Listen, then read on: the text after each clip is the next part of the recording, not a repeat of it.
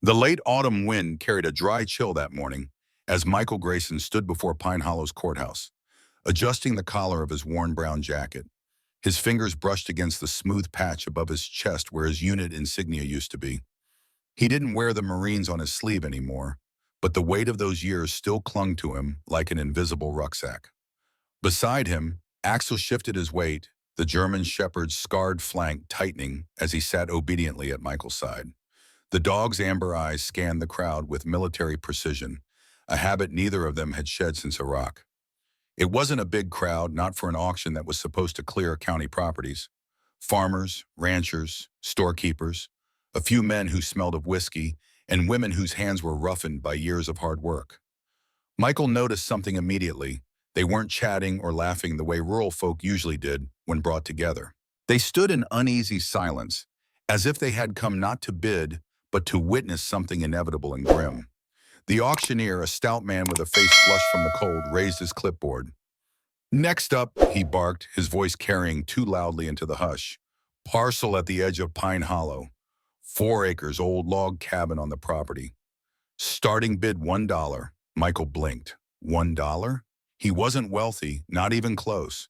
Since leaving the service 3 years ago, he'd been scraping by, doing odd jobs, repairing fences for ranchers, helping the sheriff with security during parades, anything that would keep him and Axel fed. The divorce had taken what little savings he had, and the nightmares had taken most of the rest. But $1 for 4 acres and a cabin? Even a wreck would fetch a few hundred at least. He glanced around, waiting for the first hand to rise. No one moved. The crowd stared at the ground, shifting their weight, eyes darting away from the courthouse steps. Axel's ears flicked back, a low vibration in his throat that Michael barely caught. A warning. $1, the auctioneer repeated, his voice faltering. Anyone? Michael cleared his throat. His voice came out steady, though his chest tightened with that familiar mix of suspicion and hope that had kept him alive in Fallujah. "I'll take it. $1. The auctioneer hesitated, gavel hovering. It wasn't the usual pause that asked for higher bids. It was something else, something like dread.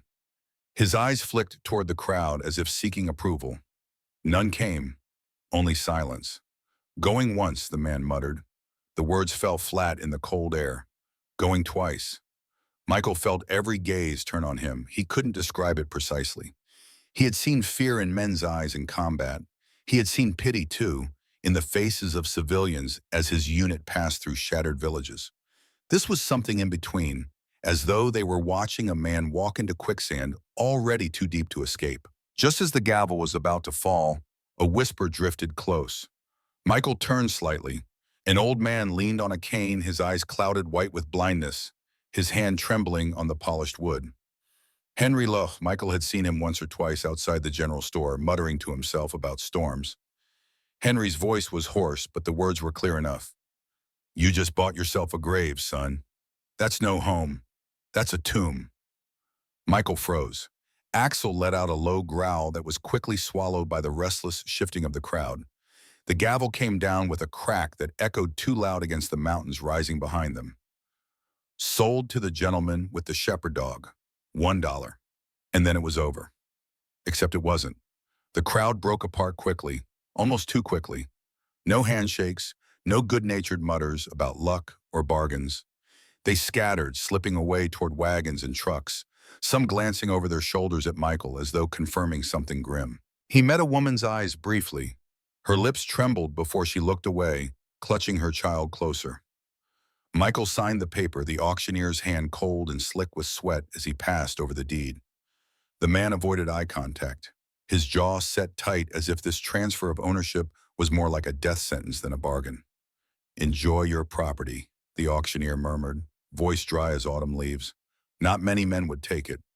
Michael tucked the deed into his jacket. Axel pressed against his leg, the dog's head tilted toward the silent, dispersing crowd. Michael scratched behind his ears, murmuring softly, "It's just land, boy, just land." But as he looked at the cabin's name scrolled on the deed, Black Hollow Tract, Lot 7, a shiver moved across his spine. He had faced insurgents in dusty alleys, walked into buildings where he knew death waited. Still, his gut had never churned quite like this. It wasn't just the words of a blind man ringing in his ears.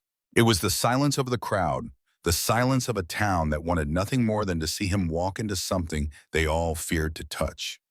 Axel nudged his hand, a soft whine escaping his throat. Michael looked down into those faithful eyes, remembering a battlefield night when the shepherd had thrown himself against Michael's body just before the blast wave took them both down. Axel had carried scars since then, a limp that never quite healed. But he was alive, and Michael had sworn to himself they would always face things together, no matter how bad the road ahead looked. He exhaled slow and steady and tightened his grip on the deed.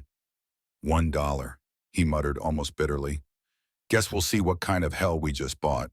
And as the courthouse emptied, the sky above Pine Hollow darkened further, clouds folding in like curtains over a stage where the first act had just begun. Michael needed supplies before heading to his new property. The hardware store on Main Street seemed the logical first stop. Whitfield's Hardware had stood for generations, according to the weathered sign above its door.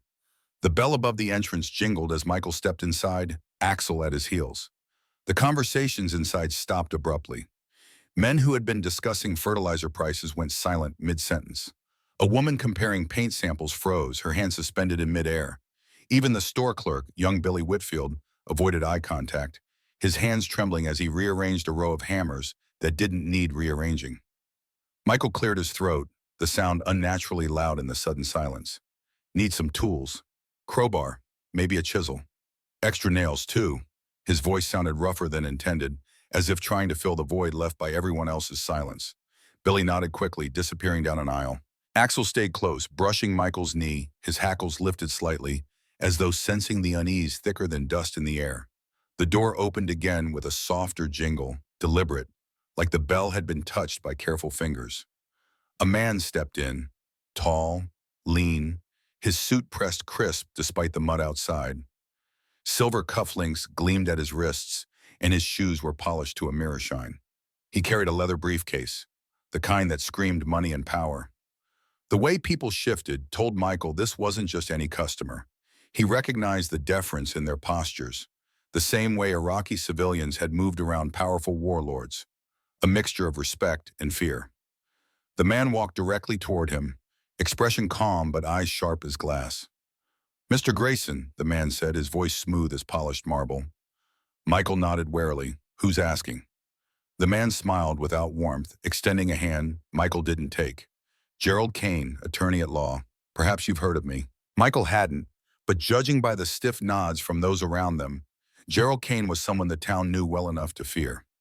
Kane set his briefcase on the counter, snapping it open with practiced ease. From inside, he pulled out a neat stack of bills, bound tight with a bank wrapper. He laid it gently on the worn wood as if presenting a gift. $30,000, Kane said.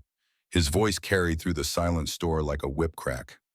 "Cash, right here, for that cabin you bought yesterday." Michael stared at the money, his stomach tightening. $30,000 for a property he'd bought for $1, for a place everyone seemed desperate to avoid. Something wasn't right. In Iraq, deals that seemed too good to be true usually ended with someone dead in a ditch. He shook his head slowly. "I'm not selling." Kane's smile twitched at the corner of his mouth, curving like a blade. "Mr. Grayson, that cabin is worthless. Rotting wood, sinking foundation, no real use. You and I both know 4 acres in Pine Hollow isn't worth a fraction of this."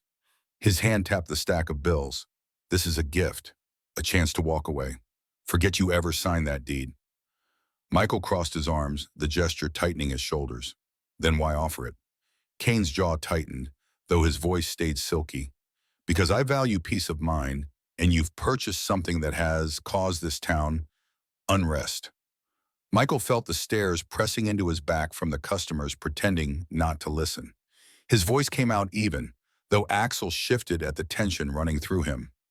"Not interested. I don't scare easy." Kane's eyes hardened. He leaned closer, his cologne too strong, a scent that tried to smother the air between them. "You should, because what you've done isn't bravery, it's foolishness. You think you bought land, but you bought history, and history buries people." Michael felt his pulse drum harder. Axel pressed against his leg with a low growl that cut through the hush. Kane glanced at the dog and sneered faintly. That animal won't save you. Or him. You've chosen death, Grayson, and death won't just come for you. It shreds. He snapped the briefcase shut, the sound sharp as a gunshot in the silence. His voice dropped lower, meant only for Michael, though everyone strained to hear. I'll give you one more day. Think hard. Decide whether 30,000 buys your freedom. Because if not, he let the words hang, his gaze lingering on Axel before sliding back to Michael. You'll wish you had. Kane turned smoothly, adjusting his cuffs, and walked out of the store with a composure that made his threat more chilling than a raised weapon ever could have been. Michael stood there, breath heavy in his chest, the weight of the town's silence pressing down like a mountain. Billy Whitfield returned with the tools, avoiding Michael's eyes as he rang up the purchase. Nobody will say it to your face, he whispered, not looking up from the register. But that place, people who go there don't come back the same, if they come back at all. Michael took the bag of supplies, nodding his thanks. As he left the store, he noticed how people crossed to the other side of the street when they saw him coming. Mothers pulled children closer. Men turned their backs. It was as if he'd been marked, branded by his purchase of land nobody wanted. Axel stayed close, alert to the hostility around them. Michael loaded the supplies into his truck and climbed in, the German shepherd taking his usual position in the passenger seat. Through the windshield, Michael could see the mountains rising in the distance, their peaks disappearing into low clouds. That's where they were headed, into those mountains, to a place that had the entire town terrified, a place someone was willing to pay $30,000 to keep him away from. Michael drove the dusty trail for nearly an hour, the courthouse and its uneasy crowd fading behind him while the mountains loomed larger in the gray afternoon light. The deed sat folded in his jacket pocket, heavier than paper ought to feel. Axel rode shotgun, ears flicking back and forth as the truck bumped along the ruts, his breath fogging the window. The shepherd hadn't stopped watching the tree line, as though something out there was following them, hidden in the brush. Michael had learned long ago to trust the dog's instincts more than his own comfort. By the time they reached the clearing where the cabin stood, the sun had dropped behind the ridge, leaving the place in a dim half-light that made every shadow feel sharper. The cabin leaned slightly to the left, its roof sagging under decades of snow, but the logs themselves were thick-weathered and still strong. What unsettled Michael wasn't the decay, but the details. The shutters closed but not broken. The hinges on the door rusted but still oiled. The padlock hanging loose but not snapped. He stepped out, boots crunching against brittle leaves, and Axel leapt from the window, nose low to the ground, tail rigid. The dog's body language spoke clearly. Someone had been here and recently. Michael approached the door, running his hand over the wood.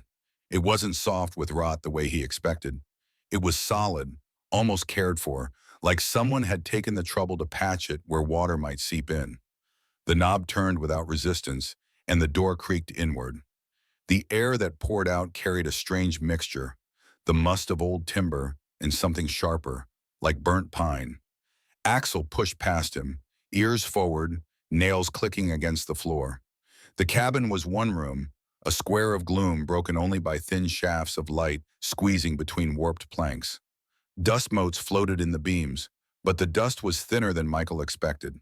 He had walked into abandoned houses before, and they always carried that choking heaviness of neglect. Here, though, there was space to breathe, as if someone had kept stirring the air. His eyes landed on the fireplace at once. It was made of stone, wide enough for logs as thick as his arm. Ash sat inside the grate, not the cold gray kind that had lain undisturbed for years, but darker, clumped together with edges that crumbled when he prodded with a stick. Recently burnt, maybe a few days old. He crouched, frowning, his mind turning over possibilities. Why would anyone light a fire in a cabin that supposedly hadn't been lived in for decades? He rose slowly, scanning the rest of the room. A wooden table leaned against the far wall, two chairs tucked neatly underneath as if waiting for company that never came. A cracked lantern sat on the table, wick blackened with soot, though its glass had been wiped clean by someone's hand. Axel had stopped near the center of the room, stiff-legged, tail straight, his nose brushing against the floorboards. A low growl vibrated from his chest, not loud but insistent. Michael moved toward him, crouching. The dog's paws scratched at a section of planks. Michael brushed away the thin layer of dust and saw it immediately. The boards here weren't like the others. They were cut with cleaner edges, fitted tighter, their seams filled with a black tar-like substance that had hardened over time. He ran a finger along it, the surface gritty, tacky even after decades. Someone had sealed this deliberately, not to keep water out, but to keep whatever was underneath in. He pulled the flashlight from his jacket, the beam cutting across the floor. At first, he saw only the black seams, but then the light caught faint scratches carved into the wood. He leaned closer, heart pounding, breath fogging the surface as he squinted. There, just visible, were letters. Not neat, not deliberate, but gouged into the grain as if made in desperation. H-E-L-P. The word was faint, edges blurred by time, but unmistakable. Michael sat back on his heels, the beam trembling in his hand. He had seen pleas before, spray painted on walls in villages overseas, scratched into stone by men who hadn't lived to finish the message. But seeing it here in this quiet American cabin, carved into wood that should have known only the weight of boots and chairs, struck him harder than he wanted to admit. Axel whined softly, pressing his nose to Michael's arm, as if to remind him he wasn't alone. Michael ruffled the dog's fur absently, eyes fixed on the word. The silence in the cabin grew heavier, almost pulsing, like the walls themselves held their breath. He forced himself to stand, sweeping the flashlight across the corners. Shadows shifted, revealing nothing but stacked firewood, a pile of old blankets, and a chest so warped it wouldn't close properly. Still, the air carried weight. He shut off the light and stood in darkness for a moment, listening. His heartbeat echoed in his ears, Axel's breathing steady beside him. The night outside whispered against the shutters, wind pushing faint creaks through the walls. Then came something else, or maybe nothing. Just the kind of silence that makes you feel watched, as if the emptiness itself is leaning closer. Michael swallowed hard, one hand brushing the deed in his pocket like a talisman. $1, 4 acres, a cabin that wasn't supposed to be alive, but clearly was. And beneath his boots, sealed under tar and time, a cry that had never been answered. The night after finding the sealed floor left Michael restless, his body heavy, but his mind unwilling to shut down. He had lain on the sagging couch in his rented room above the feed store, Axel curled at his feet, both of them twitching at every distant sound from the street.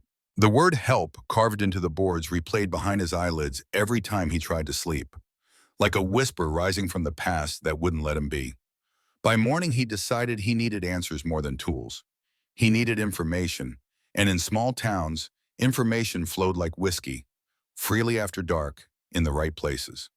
The tavern on Main Street was exactly as he expected. Worn wood, amber lights, the smell of beer, and decades of conversation soaked into the walls. As twilight settled over Pine Hollow, Michael stepped inside, Axel at his heels. The moment he opened the door, the noise faltered. Heads turned, gazes flicked to the shepherd at his side and then away, quick and guilty, like men caught staring at a funeral procession. Michael ordered a whiskey, neat, his voice steady, and leaned against the worn bar. Axel curled at his boots, ears sharp, body tense. For a moment, the place returned to its hum, dice clattering in a back booth, the piano player tapping half-heartedly, men swapping ranch stories over drafts. Michael sipped the burn of whiskey, letting it warm his throat. Then he made the mistake of saying it. Not loud, not a shout, just a half mutter to the bartender, refilling his glass. That cabin out in Black Hollow. The effect was instant. The piano stopped mid-note. Dice froze on green felt. Conversations halted like they'd hit a wall. You could hear the ceiling fan creak with every slow rotation. The bartender's hand shook as he poured, spilling amber liquid over the rim of the glass. Michael glanced around, seeing eyes darting away, jaws tightening, glasses raised in fake distraction. He straightened, bracing himself when the door swung open with a squeal of hinges. 3 figures entered as though summoned by his words. Sheriff Dalton came first, broad-shouldered, his badge gleaming under the dim lamps, his gaze hard and unblinking. Behind him strode Judge Reed, a man with iron-gray hair and a face carved in stone, his black coat too fine for a tavern. Flanking them was Senator Marcus Crowe, tall, handsome, in a polished way that screamed ambition, his smile sharp as a knife, though it never reached his eyes. The three of them didn't order drinks. They didn't greet anyone. They moved straight toward Michael, the crowd parting as though pulled by gravity. Axel stood, muscles taut, a growl humming in his throat. Dalton stopped in front of Michael, his hand resting lightly near his holster, not drawing, not threatening, just reminding. "Evening, Grayson," Michael set his glass down carefully. "Sheriff," Judge Reed's voice slid in next, smoother but colder. "We hear you've taken an interest in that old cabin." Michael kept his jaw firm. "I bought it. Seems I'm the only one who would." Marcus Crowe smiled. "Too perfect, too polished. A bargain for $1. But bargains sometimes come with costs you don't understand." Dalton leaned closer, eyes narrowing. "Tell me, son, have you pried up those floorboards yet?"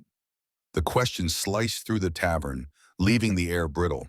Michael didn't answer right away, and maybe that was answer enough, because the room felt like it leaned closer, everyone waiting. And then from a corner booth came a voice. "Don't you listen to them." The words were raspy but carried the weight of conviction. A woman stood, her silver hair pulled back tight, her face lined by years but her eyes sharp with fire. Clara Whitmore. Michael had heard the name before in passing, a widow who kept mostly to herself on the edge of town. She gripped the back of her chair as she straightened, her hand trembling, not with weakness, but with anger restrained too long. "My husband, Lucas Whitmore, was a school teacher," she said, her voice cutting through the silence. 20 years ago, he stumbled on something in that cabin. He found proof, names, corruption so deep it touched every corner of this county. Her gaze speared Dalton, Reed, and Crowe in turn. And 3 nights later, he was found face down in Miller's Creek, shot in the back like a dog. Michael felt his chest tighten, Axel pressing against his leg as if sensing his pulse quicken. The tavern erupted in whispers, men shifting, women shaking their heads. Dalton's jaw clenched. Judge Reed's eyes flickered like steel under fire. Crowe only smiled wider, though his hand twitched against his thigh. Clara's voice rose, trembling with fury. "They said it was an accident. They said he fell. But I know the truth. Lucas was murdered because of what he found under those boards. And every man in this town who's kept silent has blood on his hands." The bartender muttered a prayer under his breath. Dalton started to speak, but Clara jabbed a finger at him. "Don't you dare, Sheriff. You swore an oath to protect us, but you protected them instead." Her voice broke for a moment, then hardened again. "Now another man has walked into that cabin, and I will not watch history bury him the way it buried my husband." The room in the tavern still buzzed with Clara Whitmore's words, the weight of her accusation hanging in the air like gunpowder smoke. But Michael's mind was no longer inside those 4 walls. It was drifting thousands of miles away, back into heat and dust, back into a desert where the air shimmered with mirages and every step felt like it could be the last. He gripped the edge of the bar, his knuckles whitening, his whiskey untouched.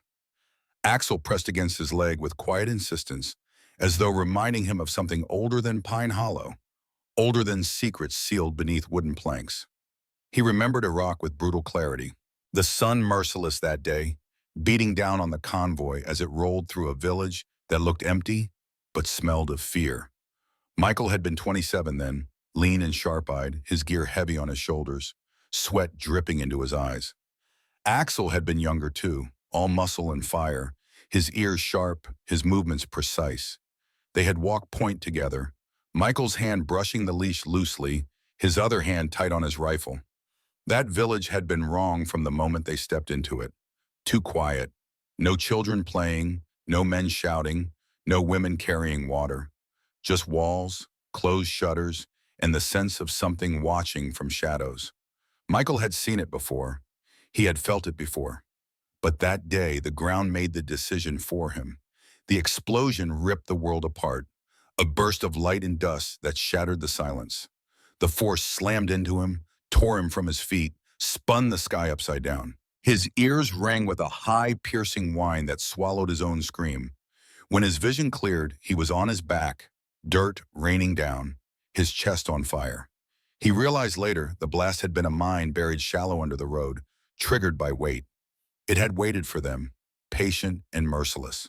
But in that moment, he hadn't thought of tactics or survival. He had thought only of the weight that had landed on him just before the boom, the body that had shoved him sideways, the shield of fur and muscle that had taken the brunt of the blast. Axel. The dog lay sprawled across him, shrapnel cutting into his flank, his body trembling, his breathing ragged, but alive. Michael's throat had locked tight as he wrapped his arms around the shepherd, blood seeping through his gloves.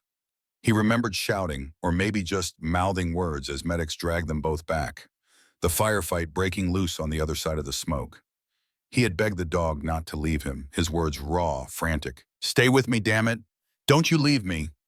Axel had stayed, scarred, limping ever since, but alive. Alive because he had chosen to take the blast that should have killed his handler. That day had rewritten something inside Michael, carving a promise into him deeper than ink or blood. If Axel could throw his body against death to save him, then Michael owed it to him to never run from buried danger. Mines, secrets, lies, it didn't matter. If something was hidden beneath the ground, if something was sealed away, he would be the one to dig it up.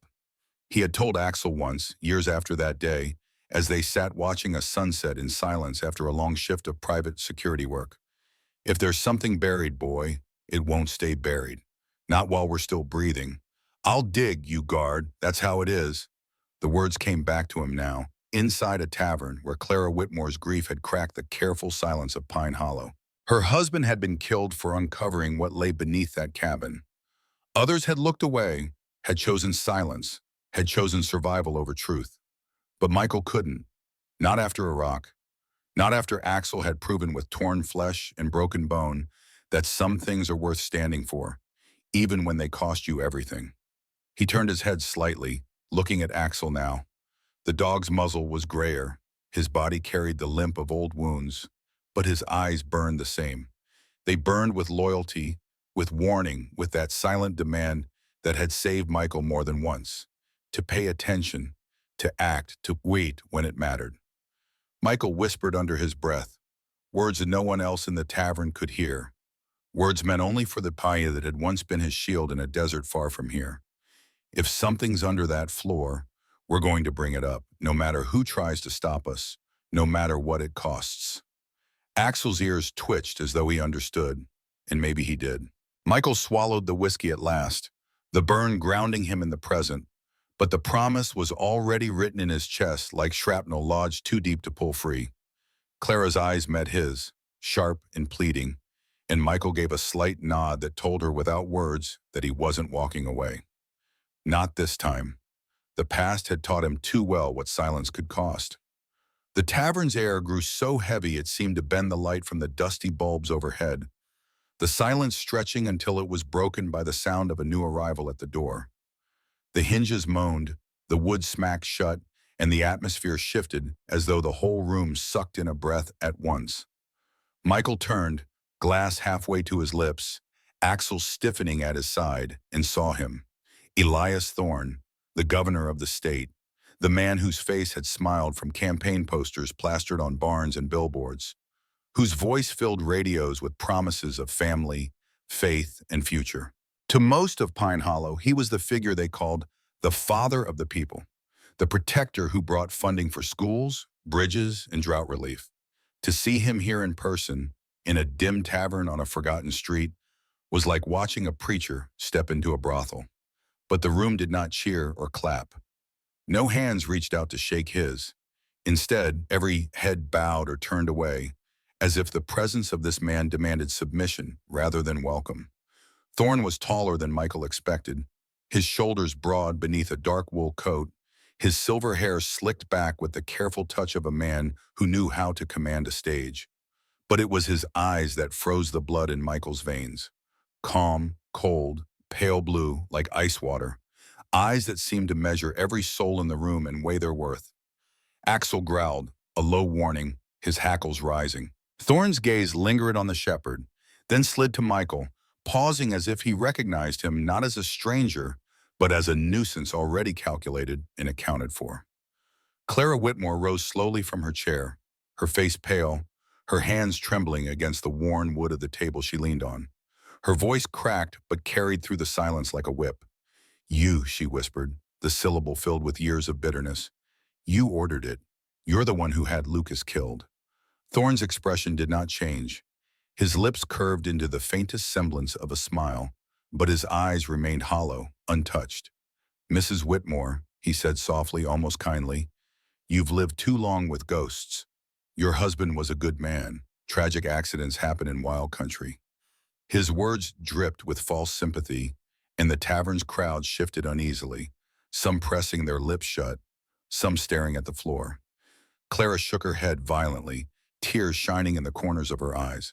"Don't you dare call it an accident. He was shot in the back like an animal, and you stood on a podium 2 days later, speaking of justice and faith. You murdered him." Thorne's voice sharpened, the softness stripped away like a mask. "Enough." The single word cracked the air. He stepped forward, his boots heavy on the wooden floor, and stopped in front of Michael. The distance between them was no more than an arm's reach. Michael kept his shoulders squared, though the weight of Thorne's presence pressed like a hand against his chest. Thorne's smile returned, colder this time. "Mr. Grayson, you made quite the purchase yesterday. A cabin for $1. He let the number linger, his voice rolling it out like a curse. "A bargain, surely. But you didn't buy land. You bought yourself into a story you cannot finish." He leaned closer, his cologne sharp, his words low enough that only Michael, Clara, and Axel could hear clearly. "$1 bought you death, and not just yours." Michael's throat tightened, but he didn't flinch. Axel pressed closer, teeth bared in silence. Thorne's gaze flicked to the dog again, a shadow of disdain crossing his face before he straightened, addressing the room as though giving another of his practiced speeches. "This town survives on order. On silence. Men like me maintain that order. Men like you," his eyes cut to Michael, "come and go, thinking you can dig where you please. But Pine Hollow doesn't forgive trespassers." His words settled over the crowd like a blanket of ash. No one spoke. Not Dalton, not Reed, not Crow. Even those who had whispered bravely minutes before now shrank into corners, their silence complicit. Michael felt the burn of every eye on him, the weight of Clara's trembling fury beside him, the steady pulse of Axel's loyalty against his boot. He thought of the word gouged into the floor, help, and understood with sudden clarity that the cry wasn't just from the past. It was still alive in this room, buried under the fear that had strangled this town for 20 years. Thorne's cold smile widened just slightly, as if he could see the realization dawn in Michael's eyes. "You have no path out of this, Grayson," he said evenly, like a judge pronouncing sentence. $1 bought you a grave, and the ground is already waiting." Rain came hard that night, sudden and merciless, slamming against the windows of the tavern as though the heavens themselves were warning of what was to come. The moment Thorne's words settled into silence, Michael felt Clara tug at his sleeve, her eyes wide with something sharper than fear. Urgency. "We need to go now," she whispered, her fingers digging into his arm. "He's here himself. It means they're already moving." Axel barked once, sharp and low, as if to punctuate her plea. They slipped out a side door into the rain-slick alley behind the tavern, their footsteps muffled by mud already forming under the storm. Michael knew Thorne wouldn't wait. A man like him didn't make threats to savor them. He made them to act on them. They ran toward Michael's truck, parked at the edge of Main Street, Clara's gray shawl plastered against her face by the wind, Axel bounding despite the limp in his old leg. The truck roared to life under Michael's trembling hands, and as they sped out of town, the first shadows appeared in the rearview mirror, headlights bouncing, engines revving, black trucks with tinted windows slicing through the rain like predators. "They won't let us leave," Clara gasped, clutching the dashboard, her knuckles white. "They never do." Michael gritted his teeth, gears grinding as he pushed the truck harder down the winding mountain road. Water streamed across the asphalt, every curve slick as glass. Axel braced himself between them, his body tense, ears pinned back against the thunder of pursuit and storm. The chase grew louder. Shots cracked through the darkness, bullets striking sparks from the guardrail, thudding into the tailgate. Michael swerved, adrenaline pounding, the steering wheel shaking under his grip. He shouted above the roar of rain and gunfire, "Hold on!" A truck rammed their bumper, the jolt nearly sending them spinning into the ravine below. Clara screamed. Axel snarled, teeth flashing in the dim light from the dashboard. Michael slammed the brakes, letting the attacker overshoot, then jerked the wheel hard. The old truck fishtailed, but somehow gripped long enough to keep them on the road. They're not just chasing, Michael realized aloud, his voice raw. They're hunting. More headlights appeared ahead, cutting through sheets of rain, blocking the road. Thorne's men had them trapped between the mountainside and the cliff. Michael yanked the wheel right, off the road, crashing through brush and mud, the truck jarring violently as it bounced down an old logging trail. Branches slapped the windshield. Mud splattered across the headlights, barely holding against the downpour. Behind them, the hunters followed, tires spinning, engines growling like wolves. Then came the sound Michael dreaded, the sharp, high crack of a rifle. Not the scattered burst from before, but a deliberate shot, aimed. Axel yelped, his body jerking as the bullet tore into his hind leg. The sound cut through Michael worse than the storm, worse than the gunfire. "No!" he roared, his voice breaking. Axel collapsed against the seat, whimpering, blood already staining the floorboard. Michael's chest seized, memories of Iraq colliding with the present. The smell of blood and dirt, the weight of a body shielding his own. His hands trembled on the wheel, but his voice broke free, raw and guttural, directed at the dog gasping beside him. "You saved me on the battlefield. You took the blast so I could live.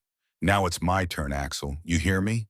My turn." His shout was swallowed by thunder, but Axel's eyes flicked up, glazed with pain yet still burning with that same old fire, that same stubborn refusal to surrender.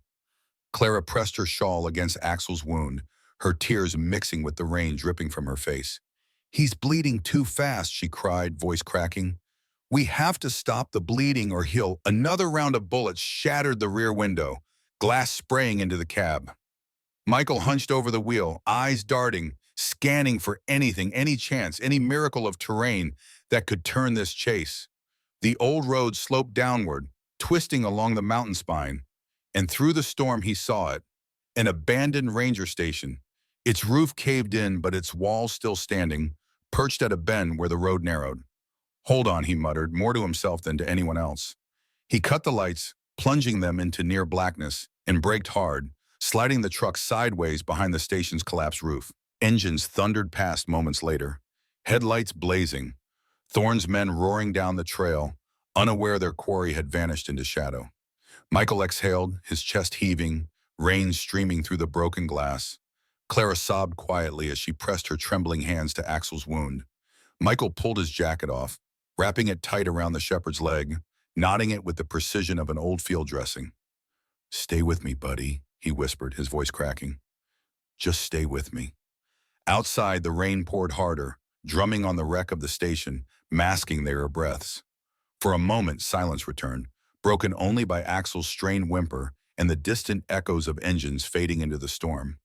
Michael pressed his forehead against the steering wheel, every nerve screaming with rage and helplessness.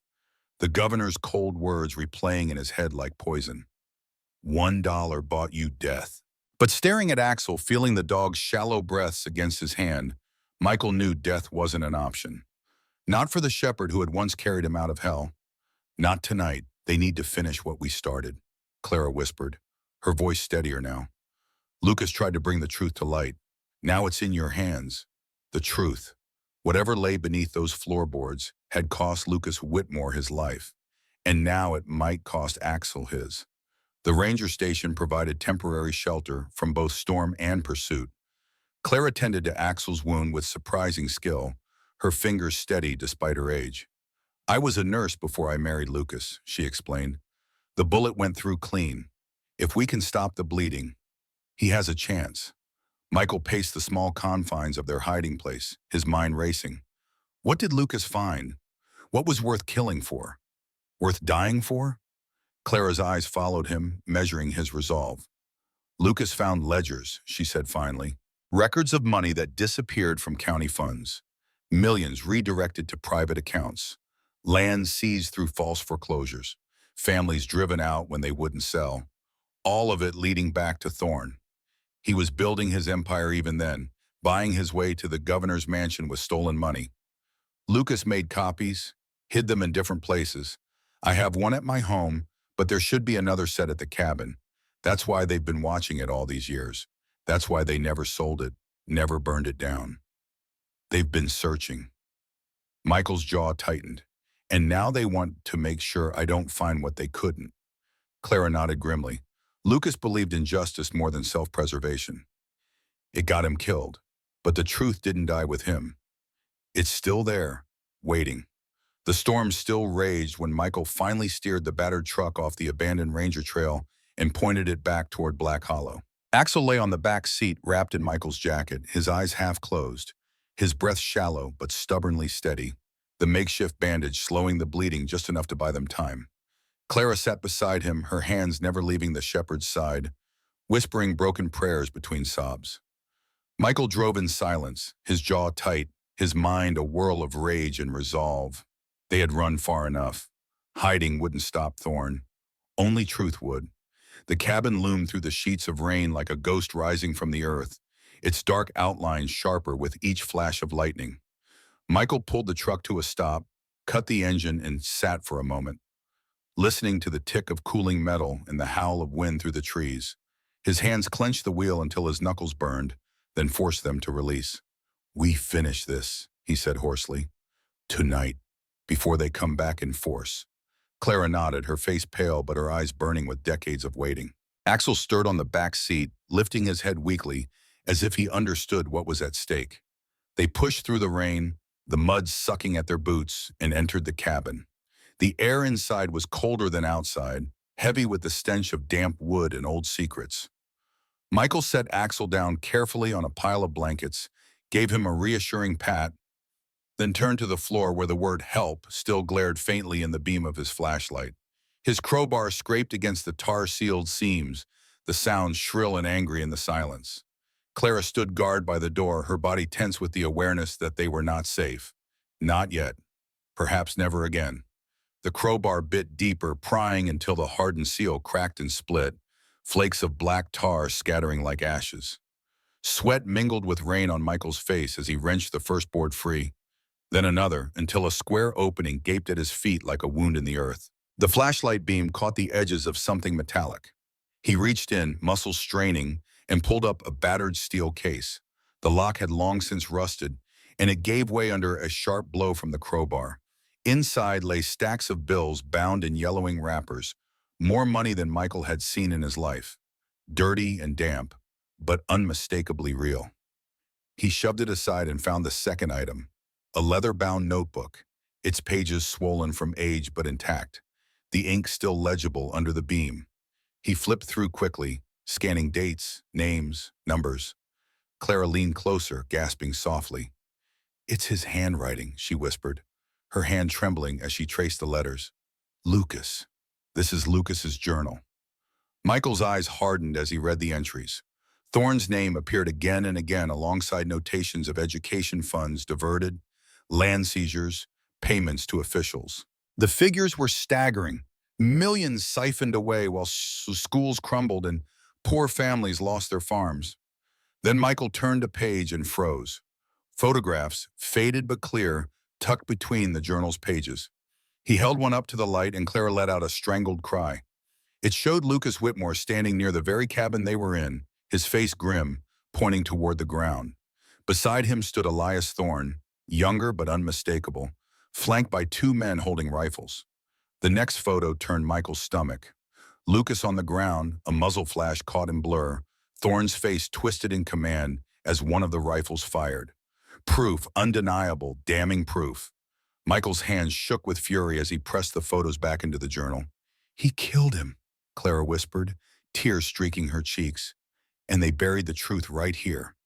"Not anymore," Michael said, his voice hard with certainty. But before he could say more, Axel growled, his body tense despite his wound. Clara turned toward the window just as the flicker of firelight cut through the rain. Shouts echoed outside. Thorne's men had come, and they weren't wasting time with negotiations. Flames licked the cabin's walls as torches were hurled through shattered windows, the dry logs catching fast despite the rain.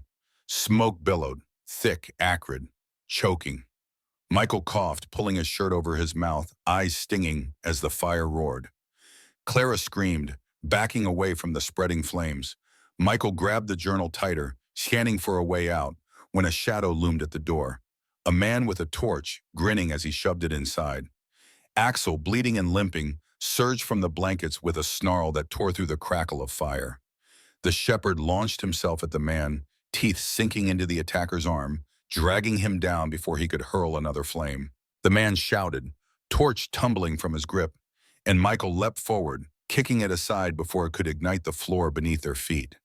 Axel's growls filled the cabin, feral and desperate, blood staining his fur as he fought against impossible odds, unwilling to surrender even now.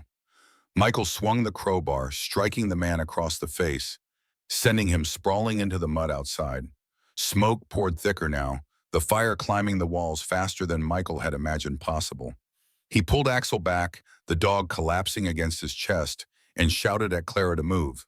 Flames crackled louder, the cabin groaning as though the weight of its secrets was finally consuming it whole, a pyre of truth and corruption that had waited 20 years to burn.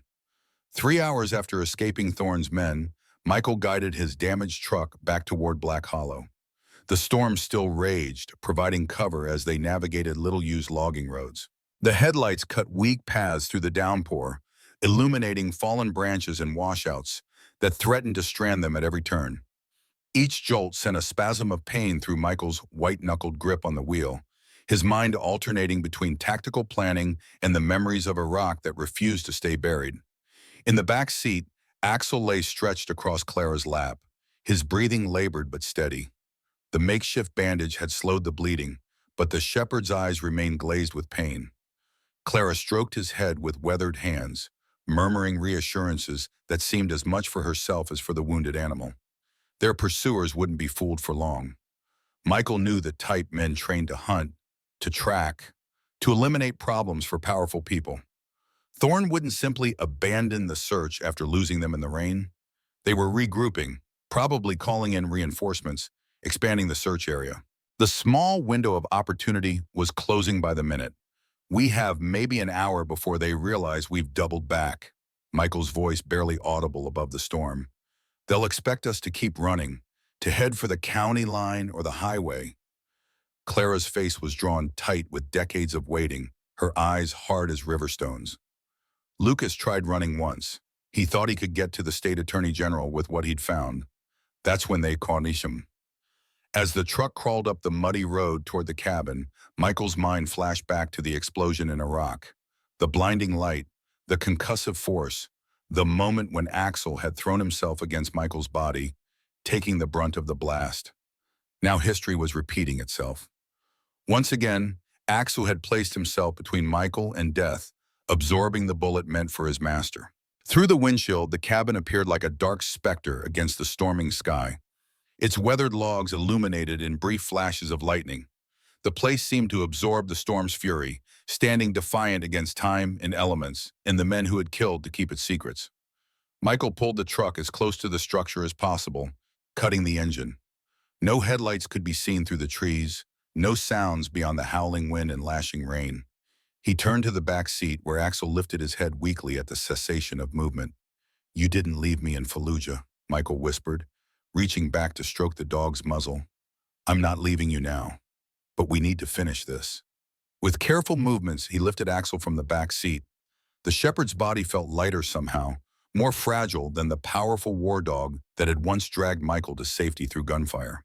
Clara gathered the bloodied blankets, and together they pushed through the downpour toward the cabin door. Inside, the air hung heavy with age and secrets. Water dripped through cracks in the roof, forming small pools on the rough wooden floor. Michael laid Axel gently on a dry patch of blankets near the wall, the dog's eyes following his movements with unwavering trust despite the pain. Clara stood at the window, peering through the rain-streaked gusts into the darkness beyond. "Lucas spent months investigating before he found this place," she said.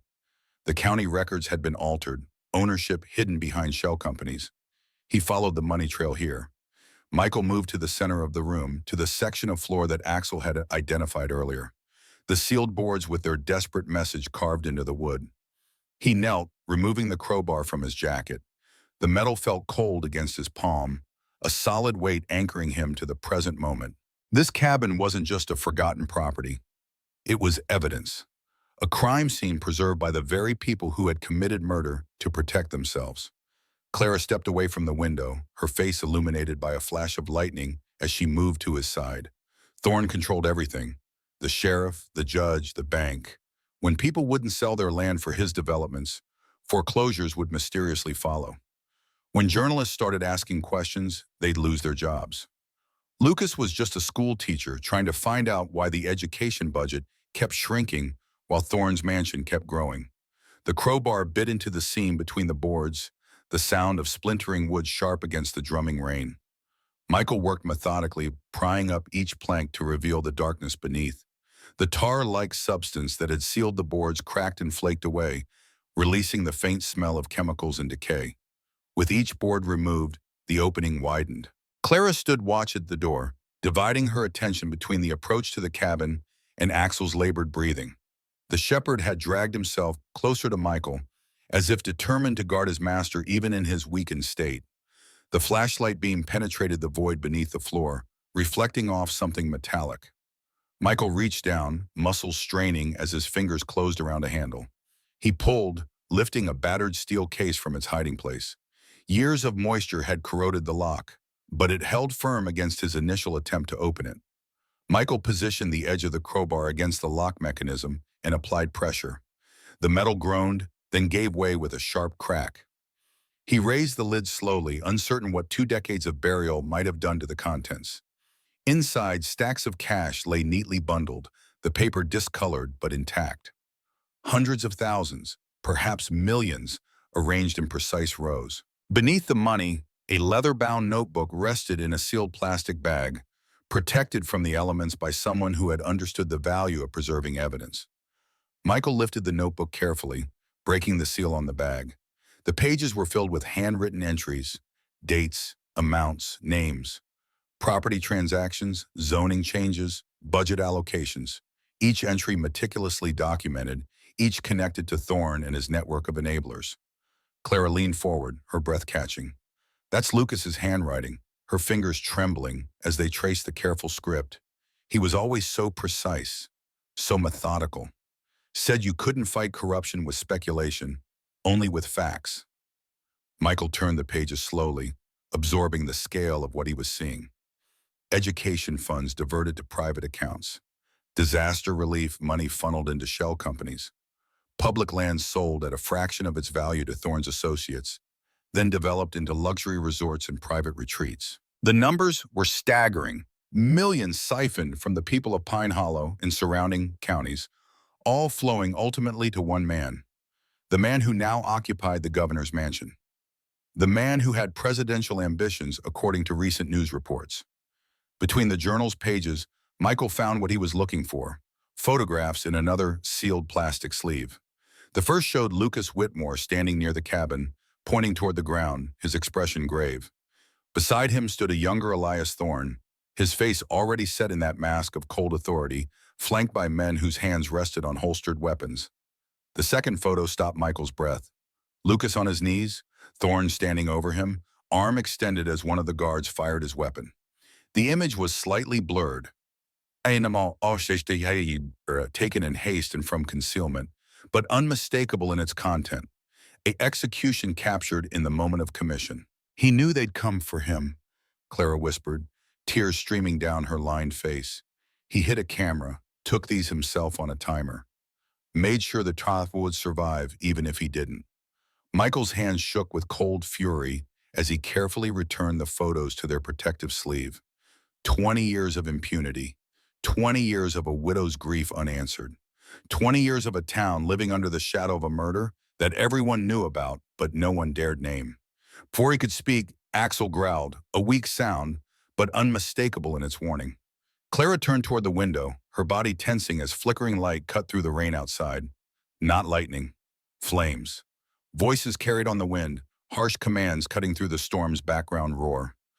Michael moved to the window, staying low and to the side. Through the rain-streaked glass, he could make out the shapes of men moving through the trees, torches held high despite the downpour. At their center stood a taller figure, unmistakable even at a distance. Thorne had come personally to ensure the job was finished this time. "We need to move," Michael hissed, gathering the evidence and shoving it into his jacket. But before they could reach the door, the first torch crashed through the window, trailing sparks as it landed on the dry floorboards. The ancient timber, preserved by decades of careful maintenance, ignited with frightening speed. More torches followed, hurled through windows and the gaps in the walls. The cabin that had stood for nearly a century became a pyre in moments, flames climbing the walls despite the rain leaking through the roof. Smoke filled the small space, thick and acrid, burning their lungs with each desperate breath. Michael wrapped his arm around Clara, pulling her toward the door, but stopped at the sight of a silhouette blocking their escape. A man stood in the doorway, torch in hand, smile visible in the orange glow of the flames. Another torch, raised high, ready to block their final exit. Axel moved before either human could react. Despite his wound, despite the blood still seeping through his makeshift bandage, the shepherd lunged from his blanket with a snarl that cut through the roar of the fire. His teeth found the intruder's arm, clamping down with the last reserves of his strength, dragging the man off balance. The torch fell from the attacker's hand, rolling across the floor. Michael was there in an instant, swinging the crowbar in a short, vicious arc that connected with the man's temple. The attacker crumpled, sliding into the mud outside as Michael kicked the fallen torch away from the cabin's interior. Through the smoke, he saw Clara bent double, coughing violently as the fire consumed more of the cabin's structure. He grabbed her arm with one hand, whistled for Axel with the other. The shepherd limped toward them, sides heaving with the effort, but eyes still alert, still locked on his master's face. The trio stumbled into the rain, gasping for clean air as the cabin burned behind them. Through the curtain of water, Michael could make out shapes moving toward them. Thorne's men, closing in from all sides, cutting off escape routes to the truck. A voice carried through the storm, calm and commanding despite the chaos. "You've lost, Grayson. A shame about the cabin. So many memories. Hand over what you found, and I might let you live long enough to leave my county." Thorne stood 20 yards away, sheltered beneath a black umbrella held by one of his men, his expression unreadable in the darkness. The rain plastered Michael's hair to his forehead, running into his eyes as he shifted his body to shield Clara and Axel. His hand closed around the evidence in his jacket, feeling the weight of 20 years of corruption and murder. The weight of Lucas Whitmore's sacrifice. The weight of a town's suppressed truth. He had one play left, a desperate gamble that depended entirely on the conscience of men who had proven they could be bought. Thorne moved forward, extending his hand. "Be sensible, Mr. Grayson. What exactly do you think you can accomplish here? One man against the entire apparatus of state government? The documents in his possession went into the state archives after his tragic accident. You have nothing but forgeries and the rambling accusations of a grief-stricken widow." Michael pulled the journal from his jacket, holding it above his head where the firelight from the burning cabin illuminated it clearly. "In here," he shouted, his voice carrying through the storm with raw fury, "is enough to hang every one of you. Names, dates, money, blood. Elias Thorne will kill you all to bury it. He already killed once, he'll do it again. You want to live? Point your guns where they belong." The words struck like lightning, slicing through the rain and the fear that held them all. The men shifted uneasily, glancing at one another. One of them, barely more than a boy, his helmet slipping in the rain, hands trembling on his rifle, lowered his weapon. His voice cracked as he spoke. He said we were just protecting order. But if that's true, why is my name in there?" Another man swore under his breath, yanking his rifle down. "Thorne never keeps his word. You think he'll let us live once he's safe? We're loose ends, same as this guy." The group wavered like a herd spooked by thunder, fear shifting to rage as the truth peeled away their lies. Michael pressed on, his voice rising above the storm. "You bleed for a man who would slit your throats the second you outlived your use. Or you can bleed for yourselves. Make your choice." A crack of thunder above seemed to punctuate his words. One by one, guns lowered, then turned not toward Michael, not toward Clara, not toward Axel, but toward the figure standing back in the tree line, Elias Thorne. He stood tall even in the storm, his dark coat plastered to his body, his face pale but unflinching. His voice carried, sharp and commanding. "You cowards! Do you think this man will save you? Do you think anyone will protect you when I am gone? You'll be hunted like rats without me." His words wavered as one more rifle swung in his direction. Then another. Panic cracked his mask at last, and he spun, shoving through the underbrush, fleeing into the dark. The night exploded. Gunfire tore the air as men fired wildly, some at Thorne's retreating figure, some at each other in the chaos of betrayal. Sparks rained from ricochets, shouts turned to screams, and the cabin behind Michael groaned, its roof collapsing with a crash that sent embers spiraling into the rain. Clara dragged him back, choking on smoke, but Michael's eyes were only on Axel. The shepherd had collapsed against the mud, his chest rising shallowly, his eyes half-lidded, his sides streaked with soot, smoke still curling from his fur, and each breath came with a low wheeze. "No, no, no," Michael rasped, dropping the journal into Clara's arms. He scooped Axel up, the dog's weight heavy but familiar in his arms, just as it had been in Iraq when he'd carried him from the blast site. "Stay with me, buddy," he begged, his voice breaking. "You don't get to leave me. Not after everything. You saved me once. Now it's my turn." The cabin roared behind them, flames consuming the last of its secrets. But Michael staggered forward through the muh, Axel's head pressed against his chest. Clara followed close, shielding the journal from the rain, her eyes wide as the night split with gunfire and betrayal. Men screamed, men fell, men ran into the trees. Thorne was gone, but his empire cracked with every rifle turned against him. Michael didn't look back. He had no breath for it, no strength left for anything but the boy whose body shook in his arms, whose breaths rattled weaker with every step. The storm pounded harder, washing blood into the mud, drowning the sounds of death in relentless thunder. Michael stumbled once, nearly falling, but he clung tighter to Axel, his own tears lost in the rain. "Not here," he muttered fiercely, the words half a prayer, half a command. "Not like this. You're coming with me, boy. You hear me? You're coming with me." And with the fire collapsing into ash behind him and betrayal splitting Thorne's men apart, Michael pushed through the storm, carrying Axel toward a fate he could no longer see but could not stop chasing.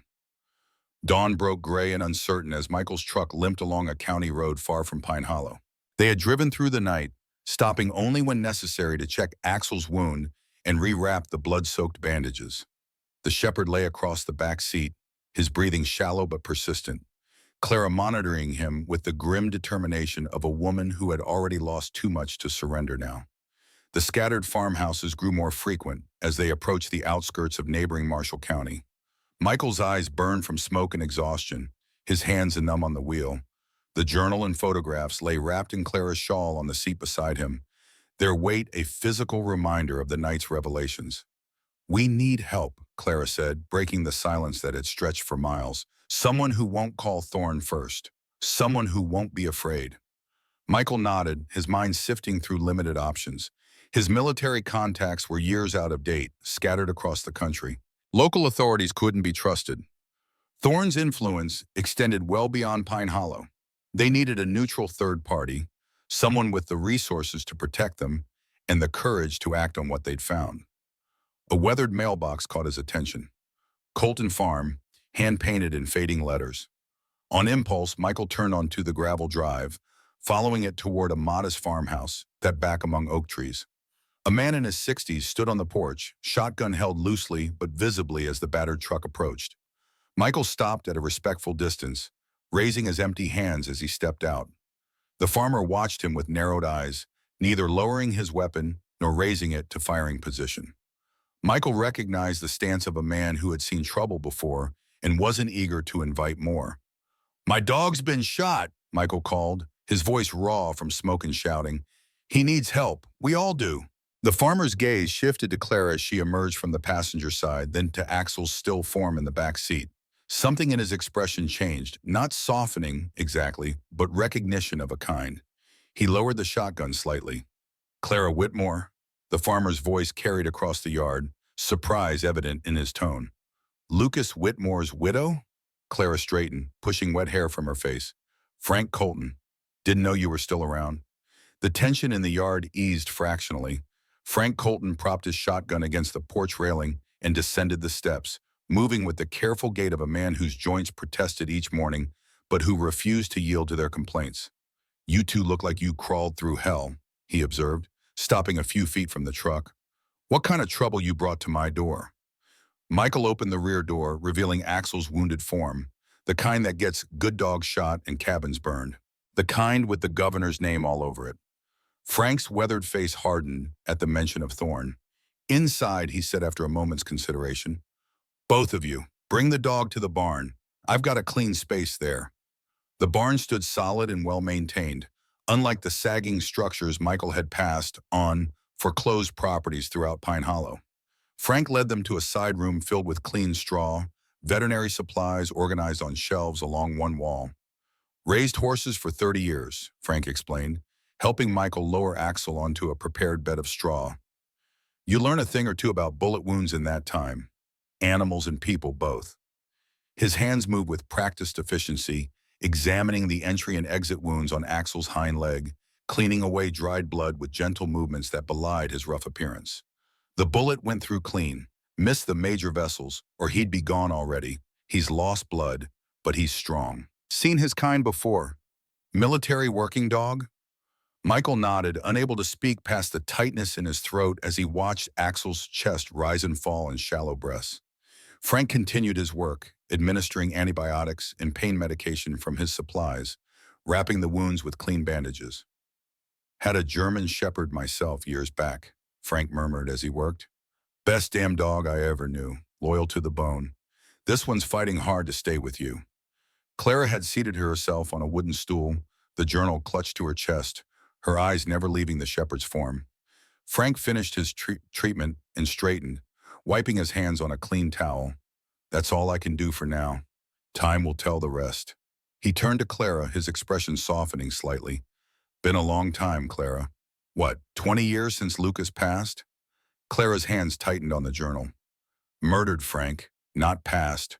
Murdered by Elias Thorne, and we finally have the proof. Frank's eyes widened, then narrowed as he processed her words. He gestured toward the house. You both need food and dry clothes. Then you can tell me what kind of storm you're bringing down on all our heads.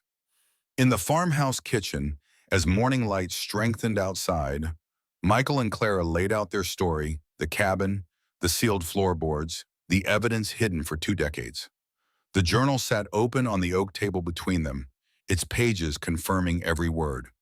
Frank listened without interruption, his face growing grimmer with each revelation. When they finished, he rose and poured 3 cups of coffee, setting them down with the deliberate movements of a man buying time to order his thoughts. Thorne took my land 10 years ago, he said finally, returning to his seat. 400 acres my family had farmed for generations. Bank called in loans I never missed a payment on. Judge signed the foreclosure papers without a hearing. When I protested, I found myself facing charges. Trespassing on my own land. Had to sell everything for legal fees. Start over here with what little they couldn't take. He lifted his cup, studying the dark liquid as if reading portents. Half the county has similar stories. Some fought like I did, others just left. A few, he paused, setting the cup down with a sharp click against the table. A few didn't survive the transition. Michael leaned forward, eyes locked on Frank's weathered face. We need to get this evidence to someone who can use it. Someone beyond Thorne's reach. Frank nodded slowly. I might know someone. Reporter I went to school with, works for a paper in the capital now. Never liked Thorne, even when everyone else was singing his praises. But you'll need more than just the journal. You'll need witnesses. People willing to speak against the most powerful man in the state. Clara straightened in her chair, the morning light catching the silver in her hair. I've been waiting 20 years to tell my husband's story. I'm not afraid anymore. Michael's mind worked through tactical problems, old training surfacing through exhaustion. The evidence needed to be secured, duplicated, distributed to multiple sources. Thorne would be moving already, using every resource at his disposal to find them, to eliminate the threat to his carefully constructed empire. "We need a diversion," Michael said. "Something to keep Thorne occupied while we get the evidence to people who can use it." Frank considered this, fingers drumming on the table. Thorne's scheduled to give a press conference at the state capitol tomorrow, announcing his Presidential Exploratory Committee. Every news outlet in the state will be there. If you're looking for a public venue where he can't simply have you disappeared, Michael nodded, the outline of a plan forming. Instead, we're taking this fight straight to his doorstep. While Clara rested, Michael worked with Frank to secure the evidence. They photographed each page of the journal, each damning image.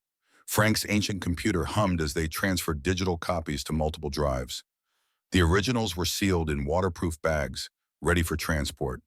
In the barn, Michael knelt beside Axel, running his hand gently over the shepherd's head. The dog's eyes opened at his touch, recognition and trust evident despite the pain. "We're going to finish this, buddy," Michael whispered. "You just focus on getting stronger. I'll be back for you, I promise." Axel's tail thumped weakly against the straw, once, twice, acknowledgement, encouragement, farewell. Michael pressed his forehead against the dog's, allowing himself one moment of vulnerability before the battle ahead. Outside, Frank had prepared his own truck for their journey, less distinctive than Michael's bullet-riddled vehicle, less likely to draw attention. He handed Michael a small revolver, worn but well-maintained. "Belonged to my father," Frank said simply. "Never thought I'd hope to see it used, but there are times when a man needs to stand his ground." Michael checked the weapon with practiced hands, confirming its functionality before securing it under his jacket. The weight was familiar, grounding a tool like any other, its purpose determined by the hand that held it. Clara emerged from the house, her clothes dried, her silver hair pulled back severely from her face. She carried a small bag containing a change of clothes and the most important evidence. The rest would travel separately, insurance against disaster. They left at mid-morning, taking back roads toward the state capitol 3 hours away. Frank stood in the yard, watching until their dust trail disappeared around the bend. Then he returned to the barn, pulling a stool beside an Axel's makeshift bed, settling in for his vigil. The shepherd's eyes tracked his movements, intelligent and assessing despite his weakened state. "Don't you worry," Frank told the dog, his voice rough with emotion. "Your master's the type who comes back." I recognized the look.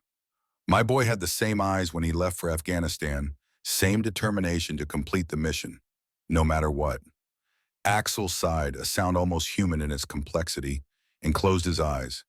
His breathing steadied into the rhythm of healing sleep, each inhale a small victory against the darkness that had nearly claimed him. Frank reached for his phone, scrolling through contacts long unused. It was time to call in old debts, to awaken loyalties dormant but not dead.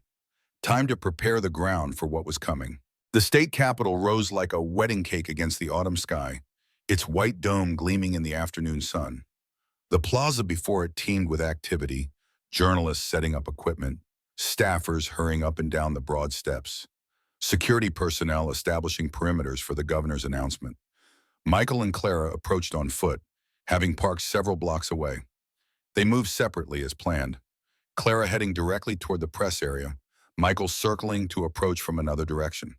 The journal and photographs were divided between them, copies rather than originals, insurance against either being stopped. From across the plaza, Michael spotted their contact, Dylan Pierce, a journalist Frank had vouched for, a man with the courage to publish what others would bury. Clara made contact first, her silver hair visible as she approached the reporter near the press cordon.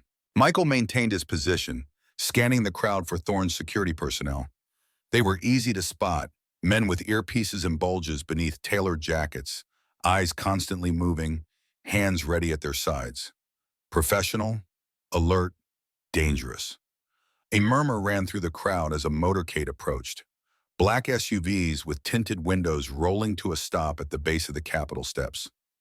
Doors opened, aides emerged, and then Thorne himself, immaculate in a navy suit, silver hair catching the light, smile practiced and perfect as he waved to the assembled press.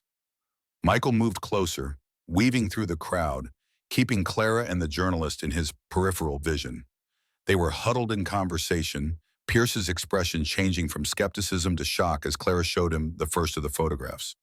Then everything changed. Clara's head snapped up, her body tensing. Michael followed her gaze and saw them, men moving through the crowd with purpose. Not Thorne's regular security, but the hunters from Pine Hollow, faces he recognized from the night at the cabin. They had been spotted. Michael changed direction immediately, pushing toward the podium where Thorne was preparing to speak. Clara moved in the opposite direction, drawing attention away from the journalist who now clutched a manila envelope to his chest.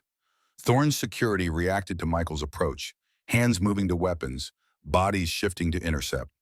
But in the public setting, with cameras everywhere, they were constrained in their response.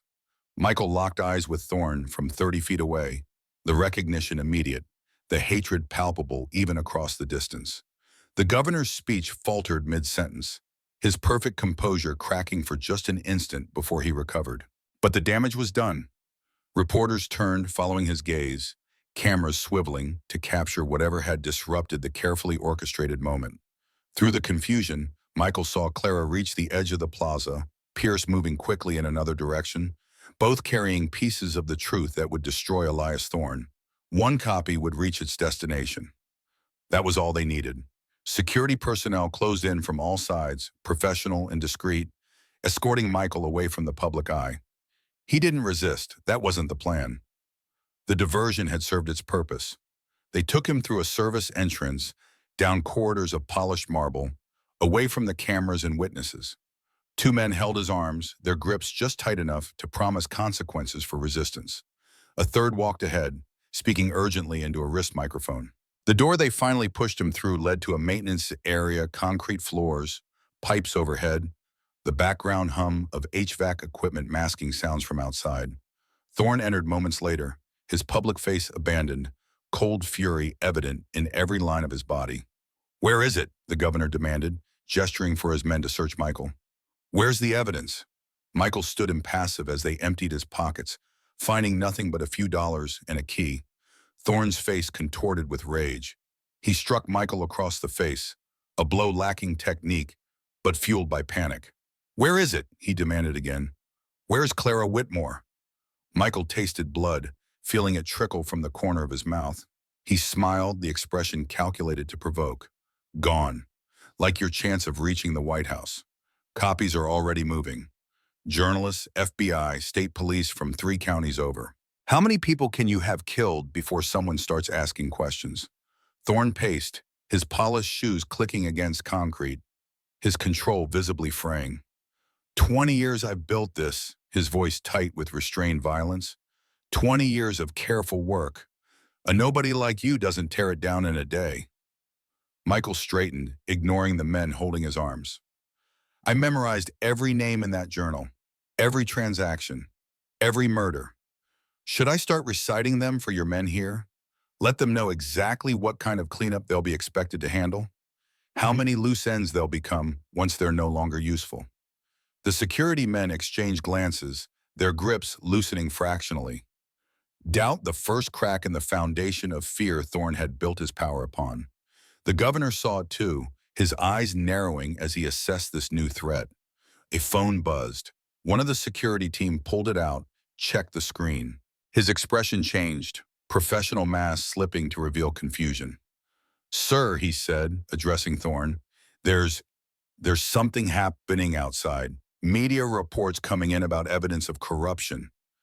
Your name is trending on social media." Thorne snatched the phone, scrolling through with increasingly frantic movements. "Impossible," he muttered. "Impossible." Michael watched the realization dawn, the understanding that control was slipping away, that secrets kept buried for decades were now exposed to light. "All it takes is one person with courage," he said quietly. "One person who values truth over fear." Lucas Whitmore was that person. Clara kept his truth alive. And now everyone will know it. Thorne's phone rang. He answered with a sharp motion, listening for several seconds, his face draining of color. "Find her," he snapped finally. "Find them both. Find anyone connected to this and eliminate the problem." The stakes rose with each word, desperation replacing calculation. He turned to Michael, ending the call with a savage jab. "You think you've won? Evidence can be discredited. Witnesses can disappear. I still control this state, and when I'm finished, Clara Whitmore will join her husband, and that mangy dog of yours will be put down like the cur it is." The threat against Axel penetrated Michael's careful control. He lunged forward, breaking free of his surprised captors, hands reaching for Thorne's throat. Security recovered quickly, pulling him back, subduing him with practiced efficiency. But the governor had seen the reaction, noted the weakness. He smiled, confidence returning. "Sentiment, Mr. Grayson, a fatal flaw in a man who thinks he's playing at my level. By now, my associates will have visited that charming little farm where you left your wounded animal. Loose ends, you see, all of them being tied off as we speak." Before Michael could respond, the door burst open.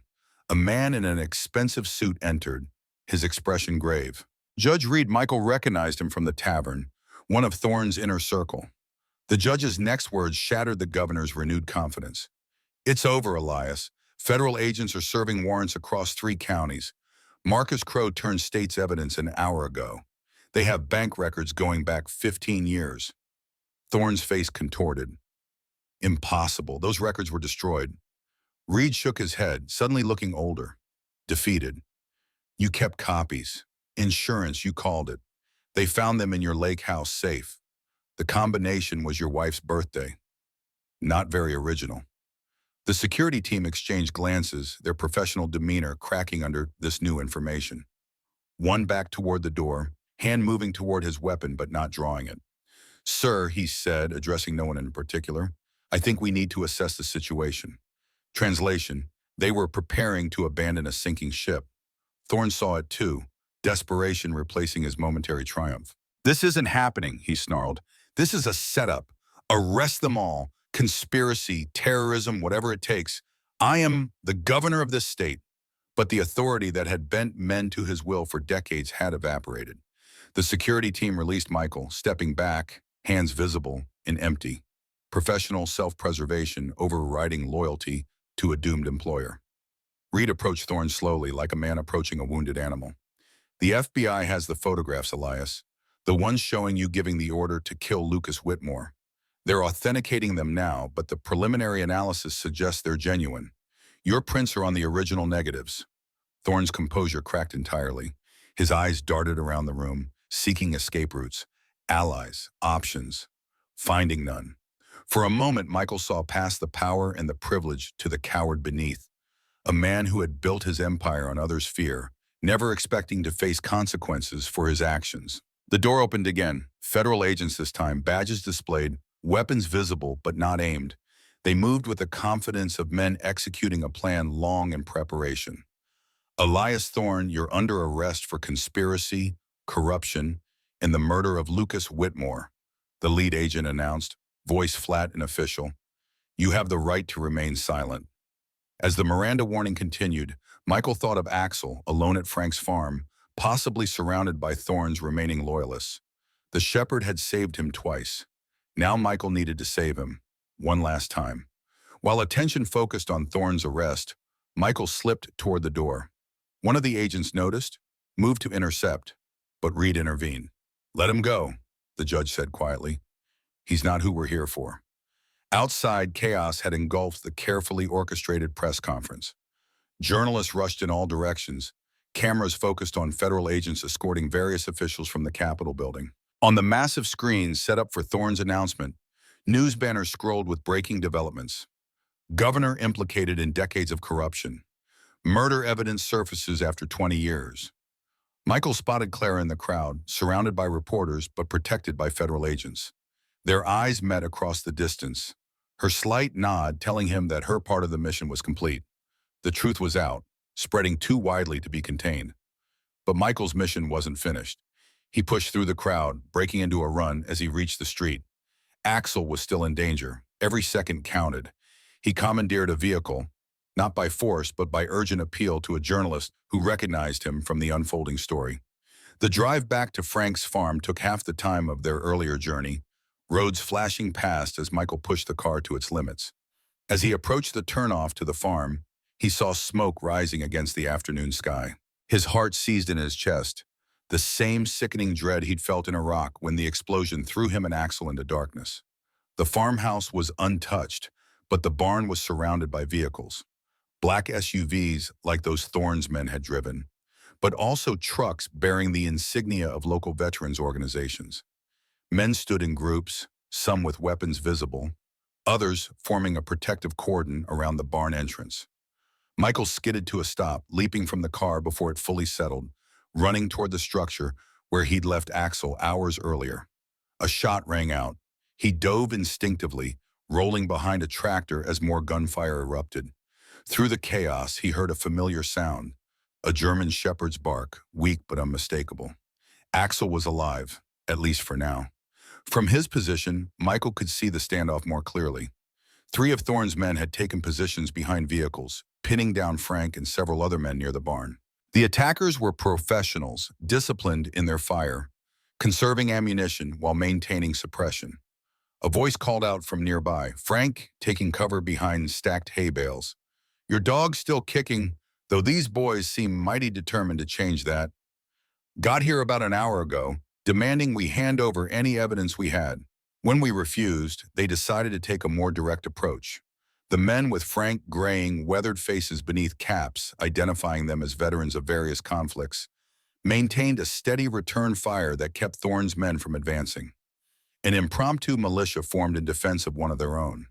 Michael assessed options, calculating angles and risk with combat-honed precision. The revolver Frank had given him had limited range and accuracy compared to the attacker's weapons. He needed to change the equation. Moving in a low crawl, he circled behind farm equipment, using the cover to approach the nearest of Thorne's men. The man was focused forward, unaware of the threat approaching from his flank. Michael closed the final distance in a rush, disarming the man with a precise strike before he could react, securing the weapon and dragging the unconscious attacker behind cover. Now better armed, he signaled his position to Frank, receiving a nod of acknowledgement.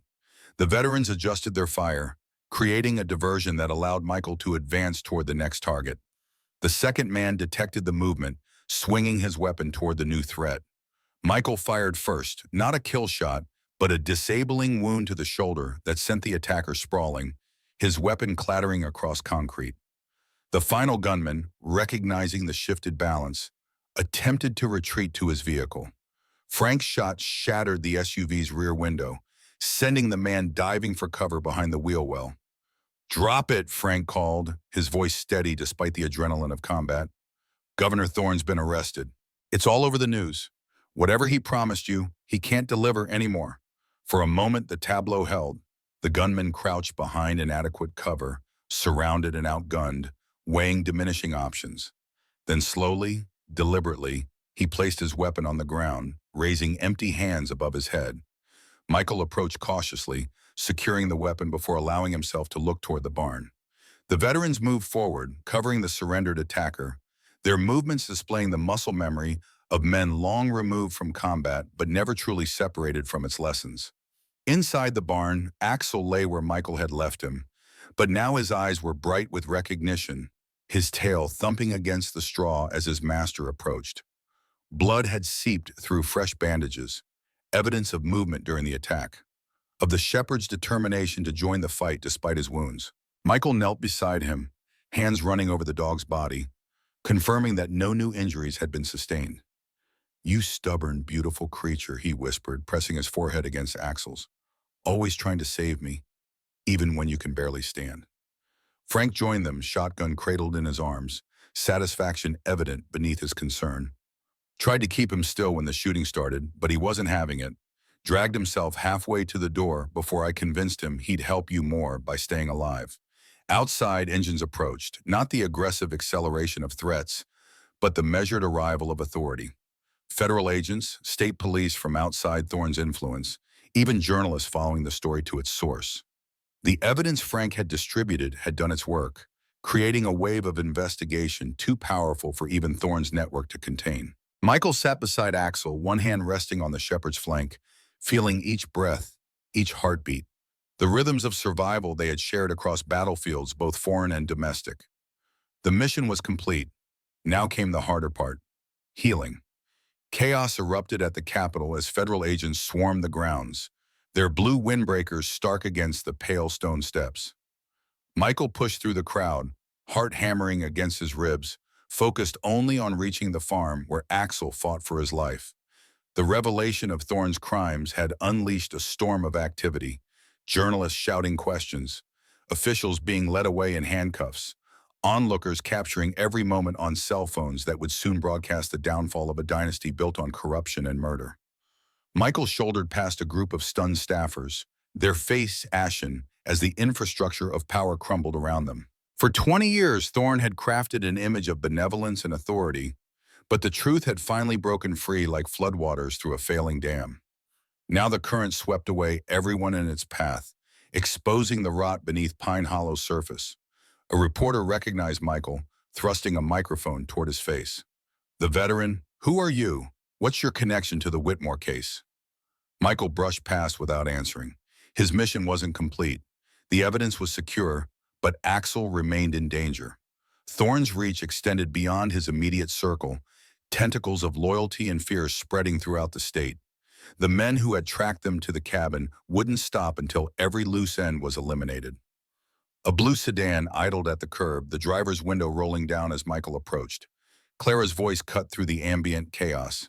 "Get in. I know a faster route back to Frank's farm." The interior smelled of leather and pine, the journalist Dylan Pierce behind the wheel, his press credentials dangling from the rearview mirror. His knuckles whitened as he gripped the steering wheel, eyes darting between Michael and the road ahead.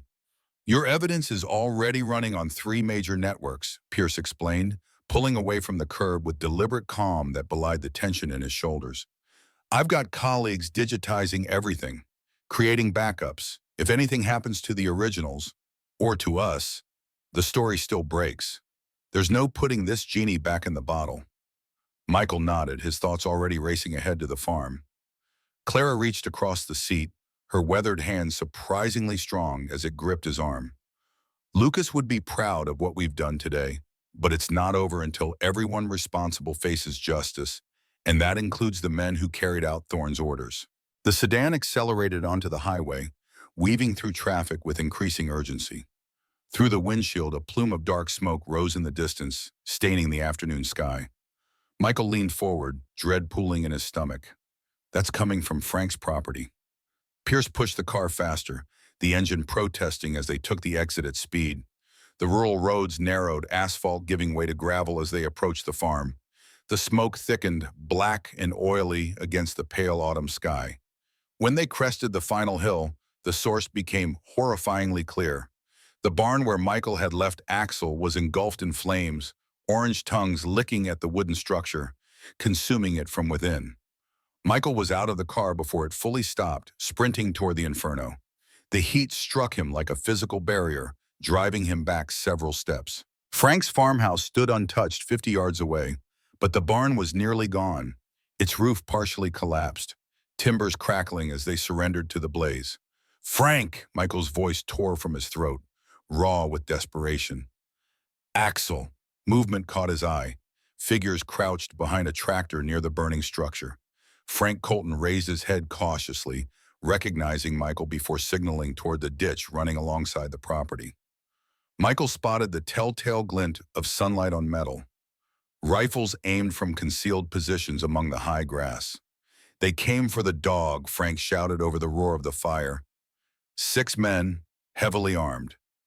Professional hit squad, said they had orders to eliminate all connections to the Whitmore case. Michael dropped to a crouch, scanning the perimeter with combat-trained eyes.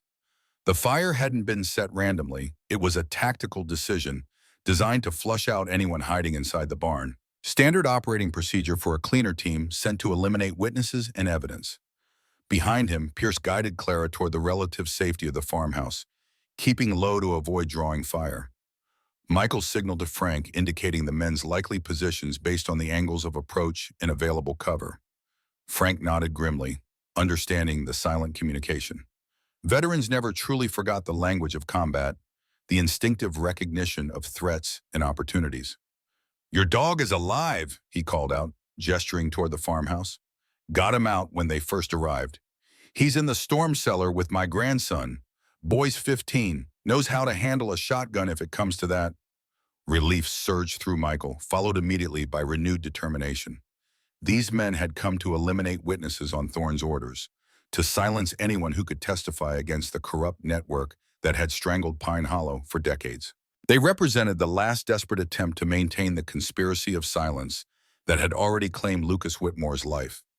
A bullet kicked up dirt inches from Michael's position, forcing him lower. The shooters were well-trained, patient, waiting for a clear target rather than wasting ammunition. That discipline made them more dangerous. These weren't local thugs, but professional killers, accustomed to cleaning up loose ends. Michael crawled toward Frank's position, keeping the tractor between himself and the snipers in the ditch. "They're blocking the path to the house," he observed, assessing the tactical situation. "Boxing us in, using the fire to limit our movement options. Standard containment strategy." Frank shifted his shotgun, checking the load with practiced movements. "Got 3 shells left. Was holding them off best I could until help arrived." Michael's military training took over, mind calculating angles, distances, cover opportunities. The shooters had positioned themselves with clear sight lines to both the burning barn and the house where Axel had been moved. They could maintain this standoff indefinitely, picking off anyone who attempted to cross the open ground. A vehicle approached on the gravel drive, Pierce's sedan reversing its speed, using the car itself as a mobile barricade. The journalist stopped 30 yards away, positioning the vehicle to provide cover from the ditch. The driver's door opened on the protected side and Pierce emerged, keeping low. "Called 911, he shouted. "State police are responding, but they're at least 15 minutes out." Michael knew they didn't have 15 minutes. The fire was spreading, creating a secondary hazard as burning debris carried on the wind threatened to ignite the dry autumn grass. If the flames reached the house, Axel would be trapped in the storm cellar, and the shooters would have achieved their objective without firing another shot. The tactical situation required immediate action. 3 shooters visible in the ditch, potentially more in concealed positions. Limited ammunition, civilians to protect, wounded animal to evacuate. The variables stacked against them, but Michael had faced worse odds in Iraq with fewer resources. "I need a diversion," he called to Frank and Pierce, "something to draw their attention while I flank their position." Before either man could respond, a new sound cut through the crackle of the fire, sirens in the distance, growing steadily louder. The shooters reacted immediately, increased rate of fire suggesting mounting desperation. Their window of opportunity was closing. A pickup truck roared into view on the far side of the property, skidding to a halt in a cloud of dust. The doors flew open and 4 men emerged, locals in work clothes, each carrying hunting rifles. Veterans from the look of them, moving with the coordinated precision of men who had served together. Frank let out a sharp whistle, gaining their attention before signaling toward the ditch. The newcomers nodded in understanding, spreading out to establish a crossfire position. The tide was turning. Michael seized the opportunity, sprinting low and fast toward the drainage culvert that ran perpendicular to the shooter's position. Bullets tracked his movement, kicking up dirt at his heels. But the suppressing fire from Frank and the arriving veterans forced the gunmen to split their attention. Reaching the culvert, Michael dropped into its shallow depression, using the concrete pipe as cover, while he worked his way toward the flank of the sniper position.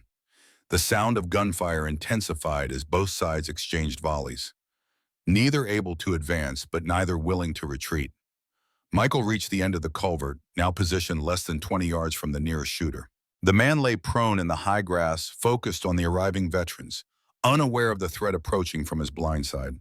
Michael gathered himself, calculated the distance, and launched forward in a combat rush that closed the gap in seconds. The shooter sensed the movement too late, attempting to pivot his weapon as Michael crashed into him. They grappled briefly, Michael's combat training overwhelming the man's resistance. A sharp strike rendered the gunman unconscious, allowing Michael to secure the rifle before advancing toward the next target. The second shooter realized his companion had fallen silent, turning to investigate just as Michael brought the rifle butt down on his shoulder. The man cried out, weapon discharging harmlessly into the ground before Michael disarmed him with a practiced twist. The third gunman abandoned his position, recognizing the tactical situation had deteriorated beyond recovery. He broke cover, sprinting toward a black SUV parked on the far side of the property. Frank's shotgun boomed, the shot deliberately wide but close enough to communicate the message. The man froze, hands rising slowly above his head. Within minutes, the remaining shooters surrendered, outflanked and outnumbered by the impromptu militia of local veterans. Michael secured their weapons, directing Pierce to gather any identification or evidence of their connection to Thorne. These men weren't just anonymous mercenaries. They were the enforcers who had maintained Thorne's reign of terror for decades. Frank led the way to the farmhouse, moving with renewed energy despite the strain of the firefight. The storm cellar doors were secured from inside, requiring a specific knock pattern before they swung open. A teenage boy emerged first, shotgun held competently if not comfortably, his eyes scanning for threats before allowing Frank to pass. The cellar was cool and dim, root vegetables and preserves lined up on rough wooden shelves along the walls. In the center, on a makeshift bed of blankets, lay Axel. The shepherd's eyes opened at Michael's approach, recognition and relief evident in the weak thump of his tail against the earthen floor. Michael knelt beside him, hands gently assessing the wounds. The bandages had held, though fresh blood darkened the edges where the dog's movements had reopened portions of the injury. But the light in Axel's eyes burned stronger than before, the fighting spirit that had carried them both through war and wilderness still intact. "You magnificent, stubborn creature," Michael whispered, allowing himself a moment of vulnerability now that the immediate danger had passed. "We did it, buddy. We got them. All of them." Axel whined softly, pressing his muzzle against Michael's hand. Acknowledgement, affection, the wordless communication that had sustained their partnership through years of combat and recovery.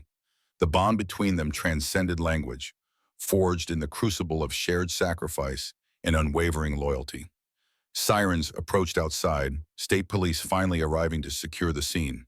Through the open cellar doors, Michael could see Clara speaking with Pierce and the local veterans, gesturing toward the captured gunmen now seated under guard near the smoldering remains of the barn. The firefight had ended, but the larger battle was just beginning.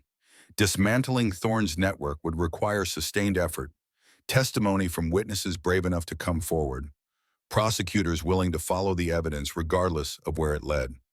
The truth had been buried for 20 years. Unearthing it completely would take time, but the foundation had been laid.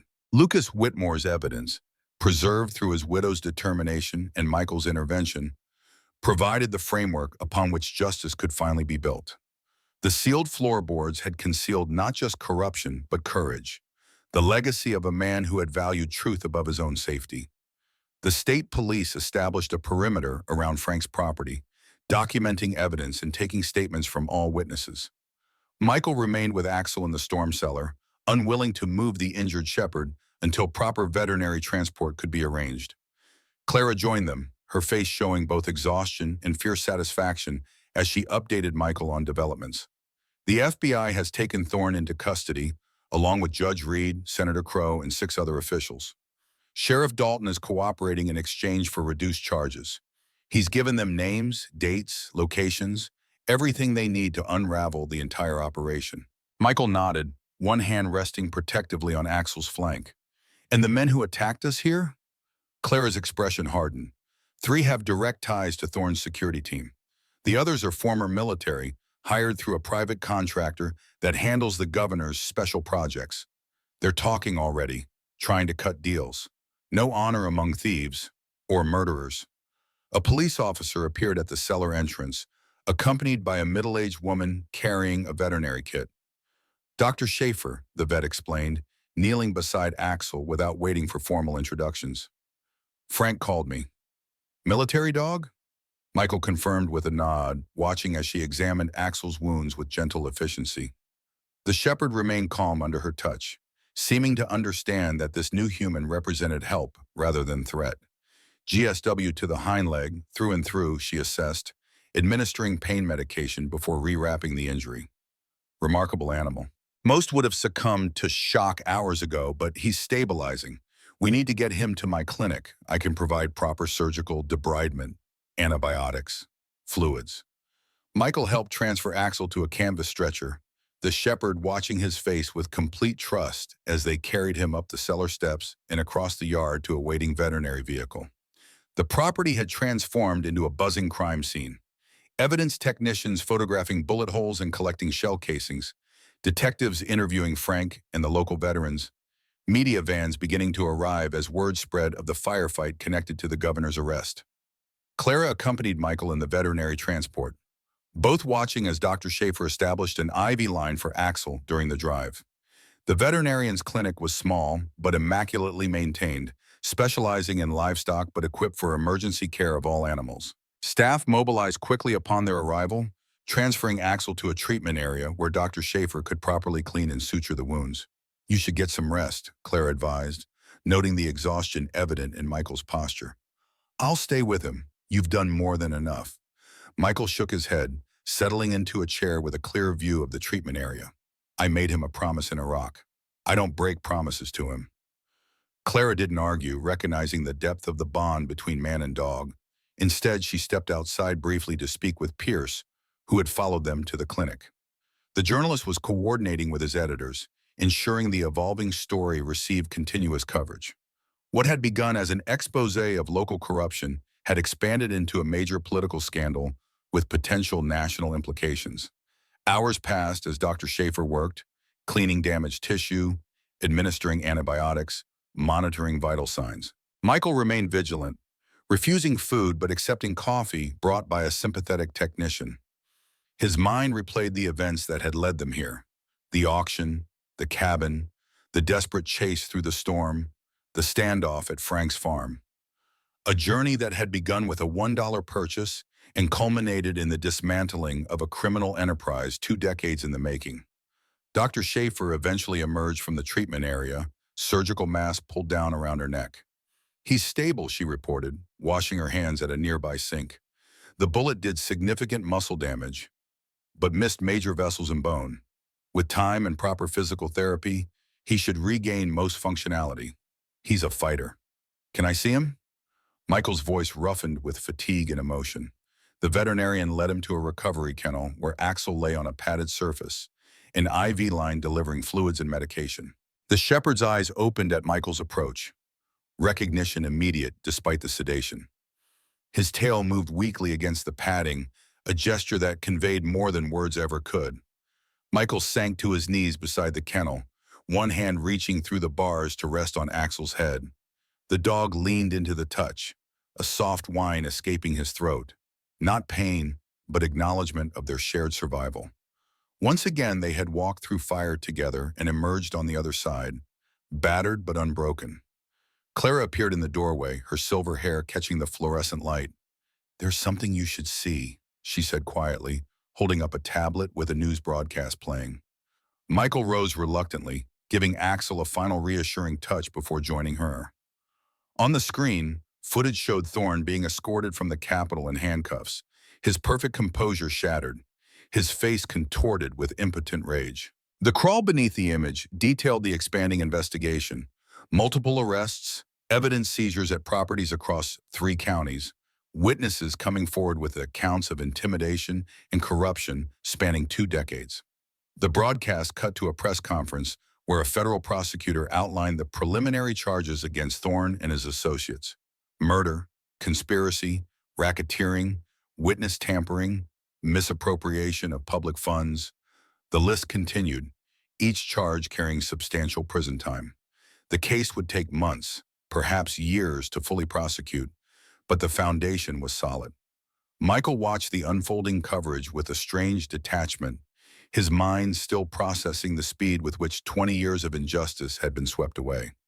A single day had transformed Pine Hollow from a town paralyzed by fear to ground zero of a corruption investigation that threatened to reshape the state's political landscape. The broadcast returned to the news anchor, who introduced a special segment on Lucas Whitmore, the school teacher whose murder had been disguised as an accident, whose evidence had remained hidden but not forgotten, whose widow had kept faith with the truth through decades of isolation and grief. Clara's face tightened as the broadcast displayed an old photograph of Lucas, a lean, serious man with kind eyes and a determined set to his jaw.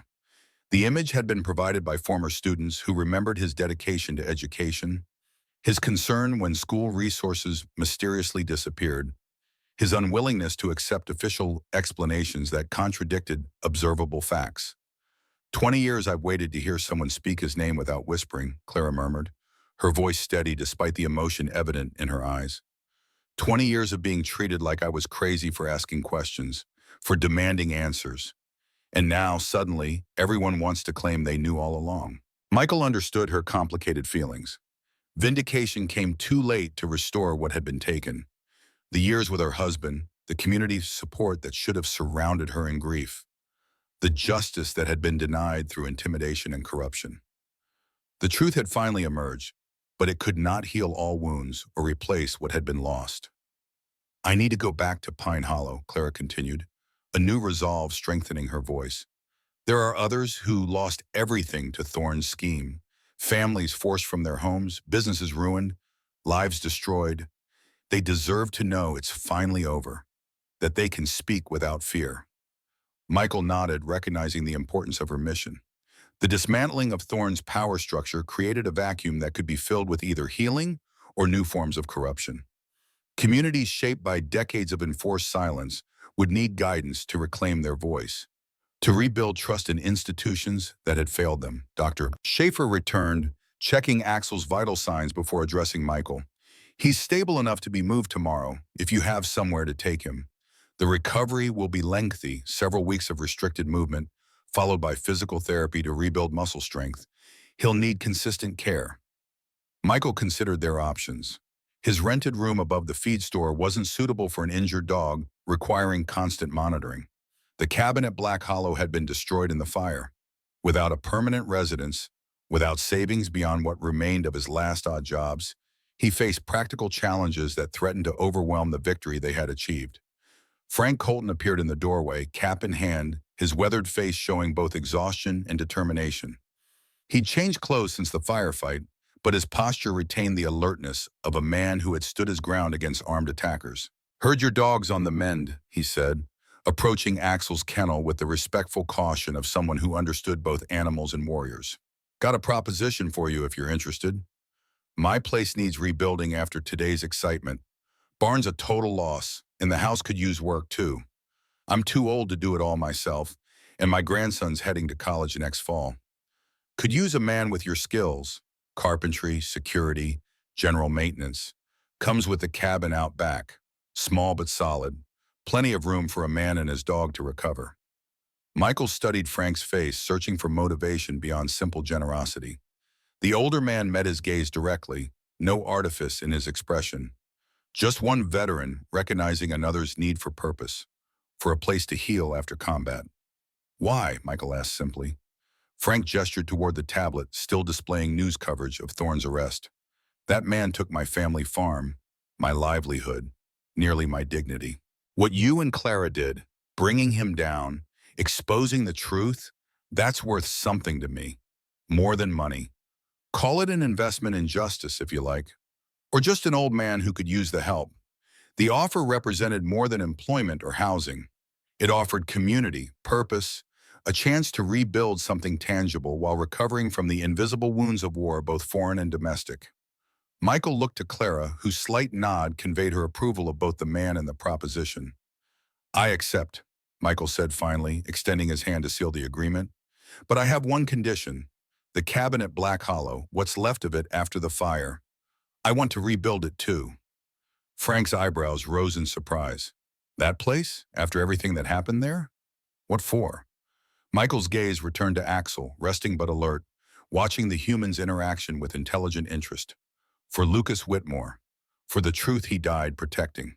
That land shouldn't stay empty, a monument to violence and corruption. It should be reclaimed, repurposed, a reminder that buried secrets don't stay buried forever." Clara stepped forward, her face illuminated with sudden inspiration. "A library," she suggested, her voice strengthening with conviction. Lucas always wanted to expand the school library, give children access to knowledge beyond what the county curriculum provided. That's what started his investigation. Budget cuts to education while funds mysteriously appeared for Thorne's pet projects. Michael nodded, the idea resonating with his own sense of appropriate memorial. A library built on the site where truth had been hidden, where one man's courage had ultimately triumphed despite 2 decades of suppression. A fitting transformation of a place, marked by death, into a space dedicated to knowledge and growth. The weeks that followed brought gradual healing for both Michael and Axel. The shepherd's recovery progressed steadily under Dr. Schaefer's care, transitioning from the clinic to Frank's property once the dog could manage limited movement. Michael divided his time between rebuilding the damaged barn, renovating the small cabin that would become their home, and physical therapy sessions with Axel, who approached rehabilitation with the same determination that had characterized his military service. News from Pine Hollow arrived regularly through Clara and Pierce, who had formed an unlikely partnership documenting the dismantling of Thorne's network. Federal investigations expanded beyond the initial charges, uncovering connections to land development schemes, environmental violations, and election fraud spanning multiple counties. Each revelation brought more witnesses forward, people finally free to speak about injustices they had observed but feared to report. Thorne himself remained in federal custody, denied bail as prosecutors built their case. His initial defiance had crumbled as associates turned state's evidence, each seeking leniency by providing details that further implicated the former governor. The man who had ruled through fear now faced the prospect of spending his remaining years in prison, his legacy reduced to a cautionary tale of corruption and hubris. 6 weeks after the confrontation at Black Hollow, Michael drove to Pine Hollow with Axel beside him in the passenger seat. The shepherd still favored his injured leg, but he held himself with increasing strength, his eyes alert as they entered the town that had once treated them with suspicion and fear. The atmosphere had transformed since their last visit.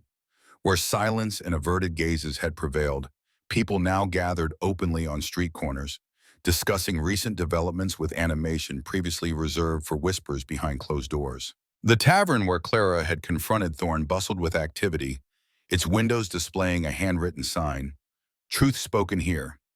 They continued past the town center toward Black Hollow, following the now familiar road into the mountains.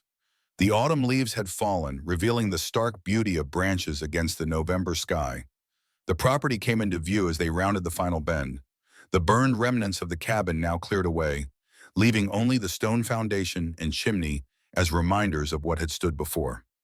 Clara waited beside her car, conferring with an architect who gestured toward the cleared space, sketching possibilities in the air. She smiled as Michael parked, approaching as he helped Axel from the vehicle. The shepherd moved cautiously but purposefully, sniffing the air as if searching for traces of their previous visit beneath the scents of fresh-turned earth and new lumber stacked nearby. The county commissioners approved the library proposal, Clara announced, her voice carrying the satisfaction of hard-won victory. Construction starts next month. They're calling it the Whitmore Memorial Library. Lucas would have hated the name, but loved the purpose. Michael surveyed the site, envisioning the transformation from a hidden crime scene to public resource. The foundation would be expanded, the structure rebuilt with large windows to admit natural light. The surrounding property landscaped to create outdoor reading areas where children could connect with both books and nature. Something caught his eye near the original chimney, a small memorial marker installed since his last visit. A simple stone with Lucas Whitmore's name, the dates of his birth and death, and an inscription, "Truth lies buried only until someone has the courage to dig." Clara followed his gaze, her expression softening. The school board placed it last week. First official acknowledgement that his death wasn't an accident. Small justice, but meaningful.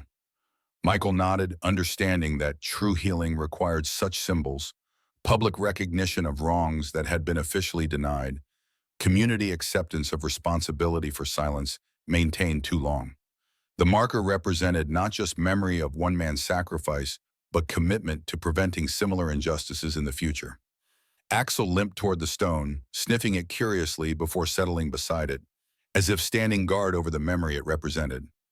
The shepherd's intuition had guided them from the beginning, identifying the sealed floorboards, sensing danger before it materialized, protecting Michael at every turn. Now he seemed to recognize the significance of this place and the transformation it was undergoing. Michael joined him, kneeling to run a hand along the dog's back, feeling the muscle tone gradually returning beneath the fur.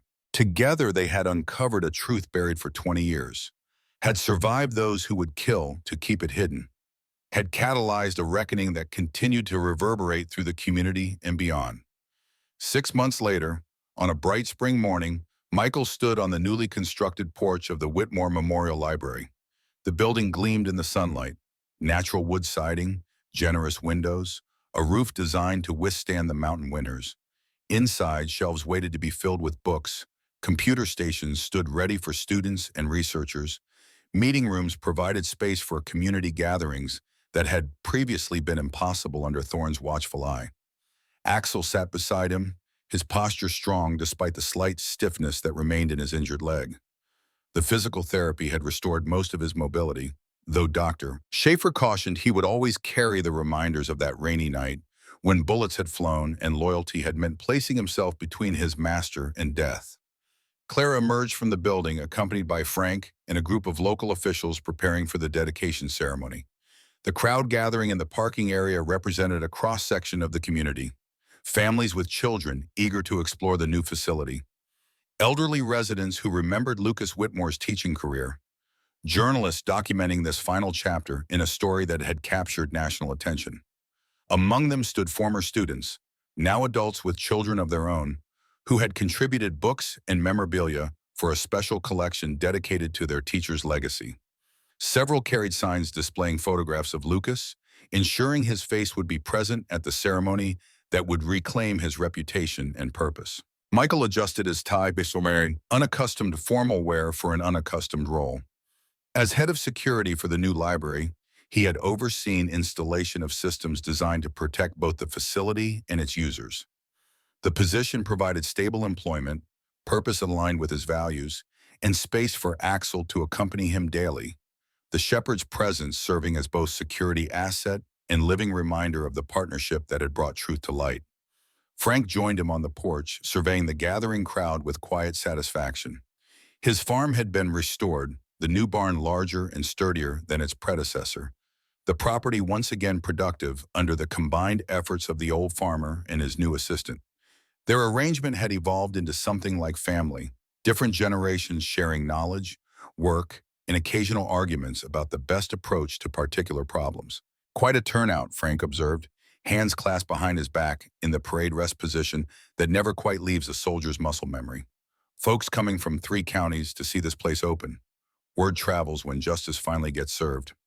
Michael nodded, watching as more vehicles arrived, parking along the newly graded access road.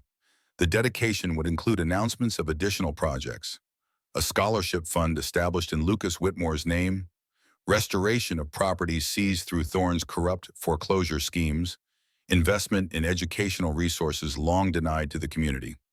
The previous week had brought news of Thorne's sentencing, multiple life terms without possibility of parole, the judge citing the extraordinary depravity evidenced by decades of corruption, culminating in murder. The former governor had maintained his arrogance throughout the trial, but his final appearance in court revealed a diminished figure, power stripped away to reveal the hollow man beneath. Clara mounted the steps to join them, her silver hair arranged more formally than usual for the occasion, her posture straight with hard-earned pride.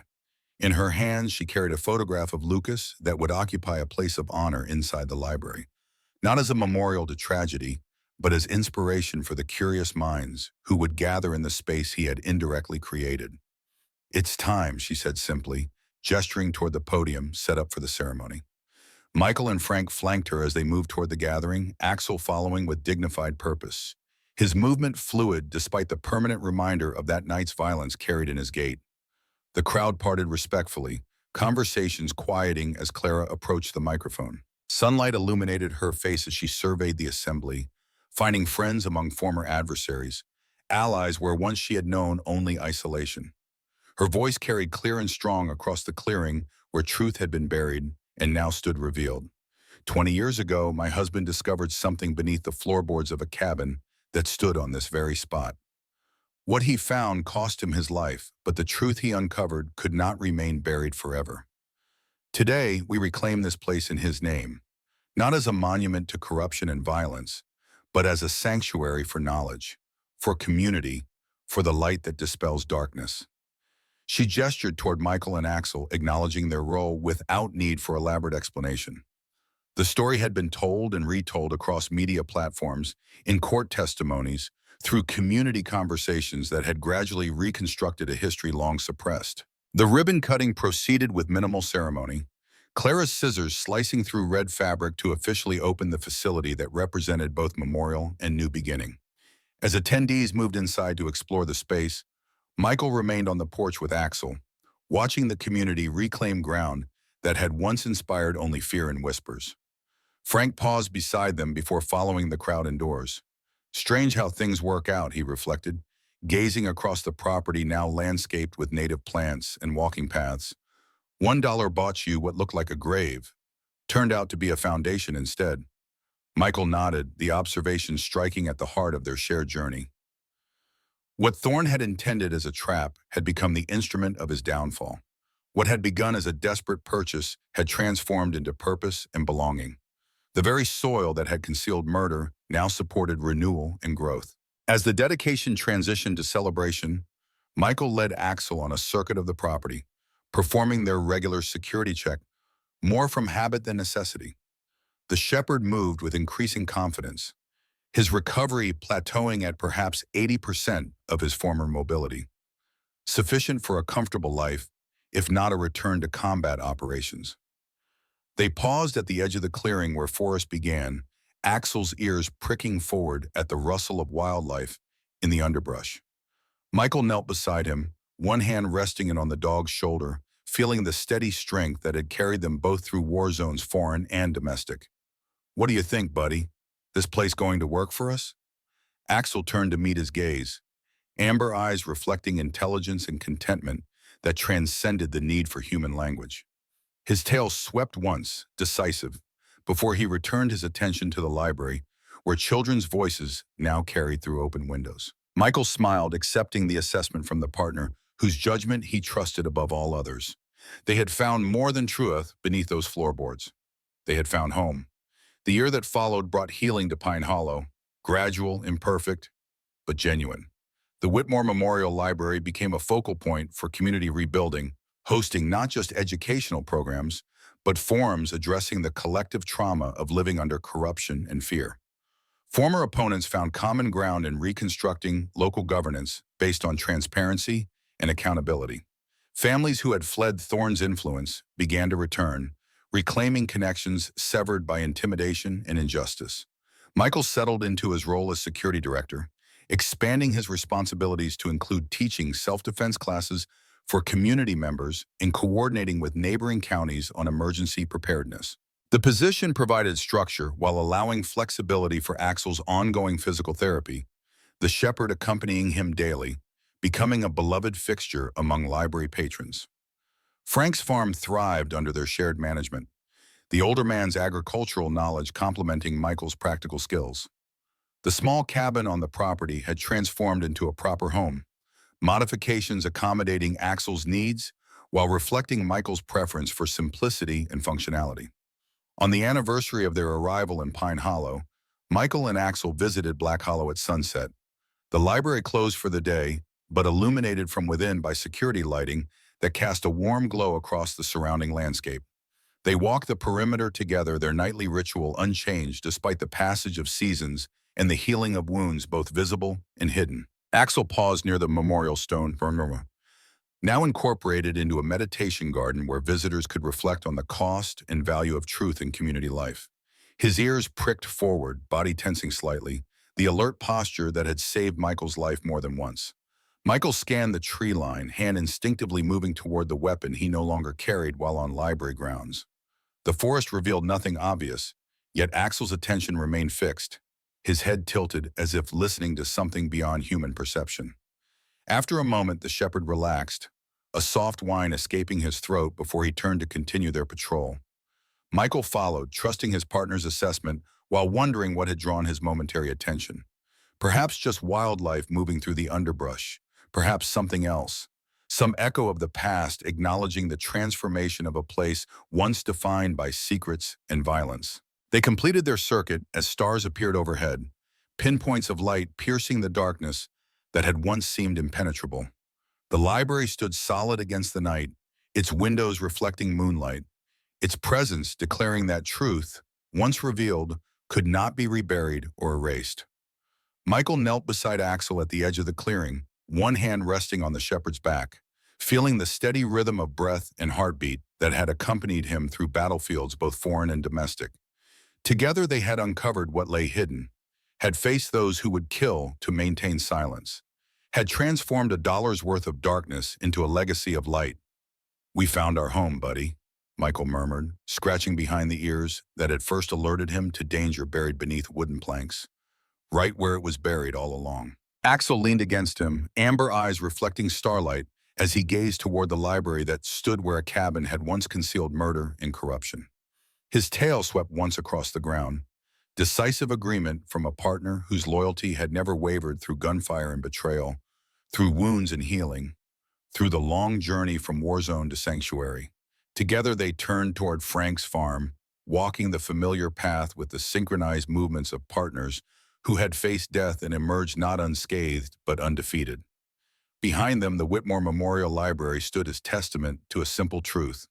What lies buried beneath darkness will eventually find its way into light, guided by those with courage to dig, strength to reveal, and determination to transform what they uncover. In that transformation lay the real victory, not just the exposure of a corrupt governor or justice for a murdered teacher, but the reclamation of a community's voice, the restoration of connections severed by fear, the creation of something enduring from the ruins of something destructive.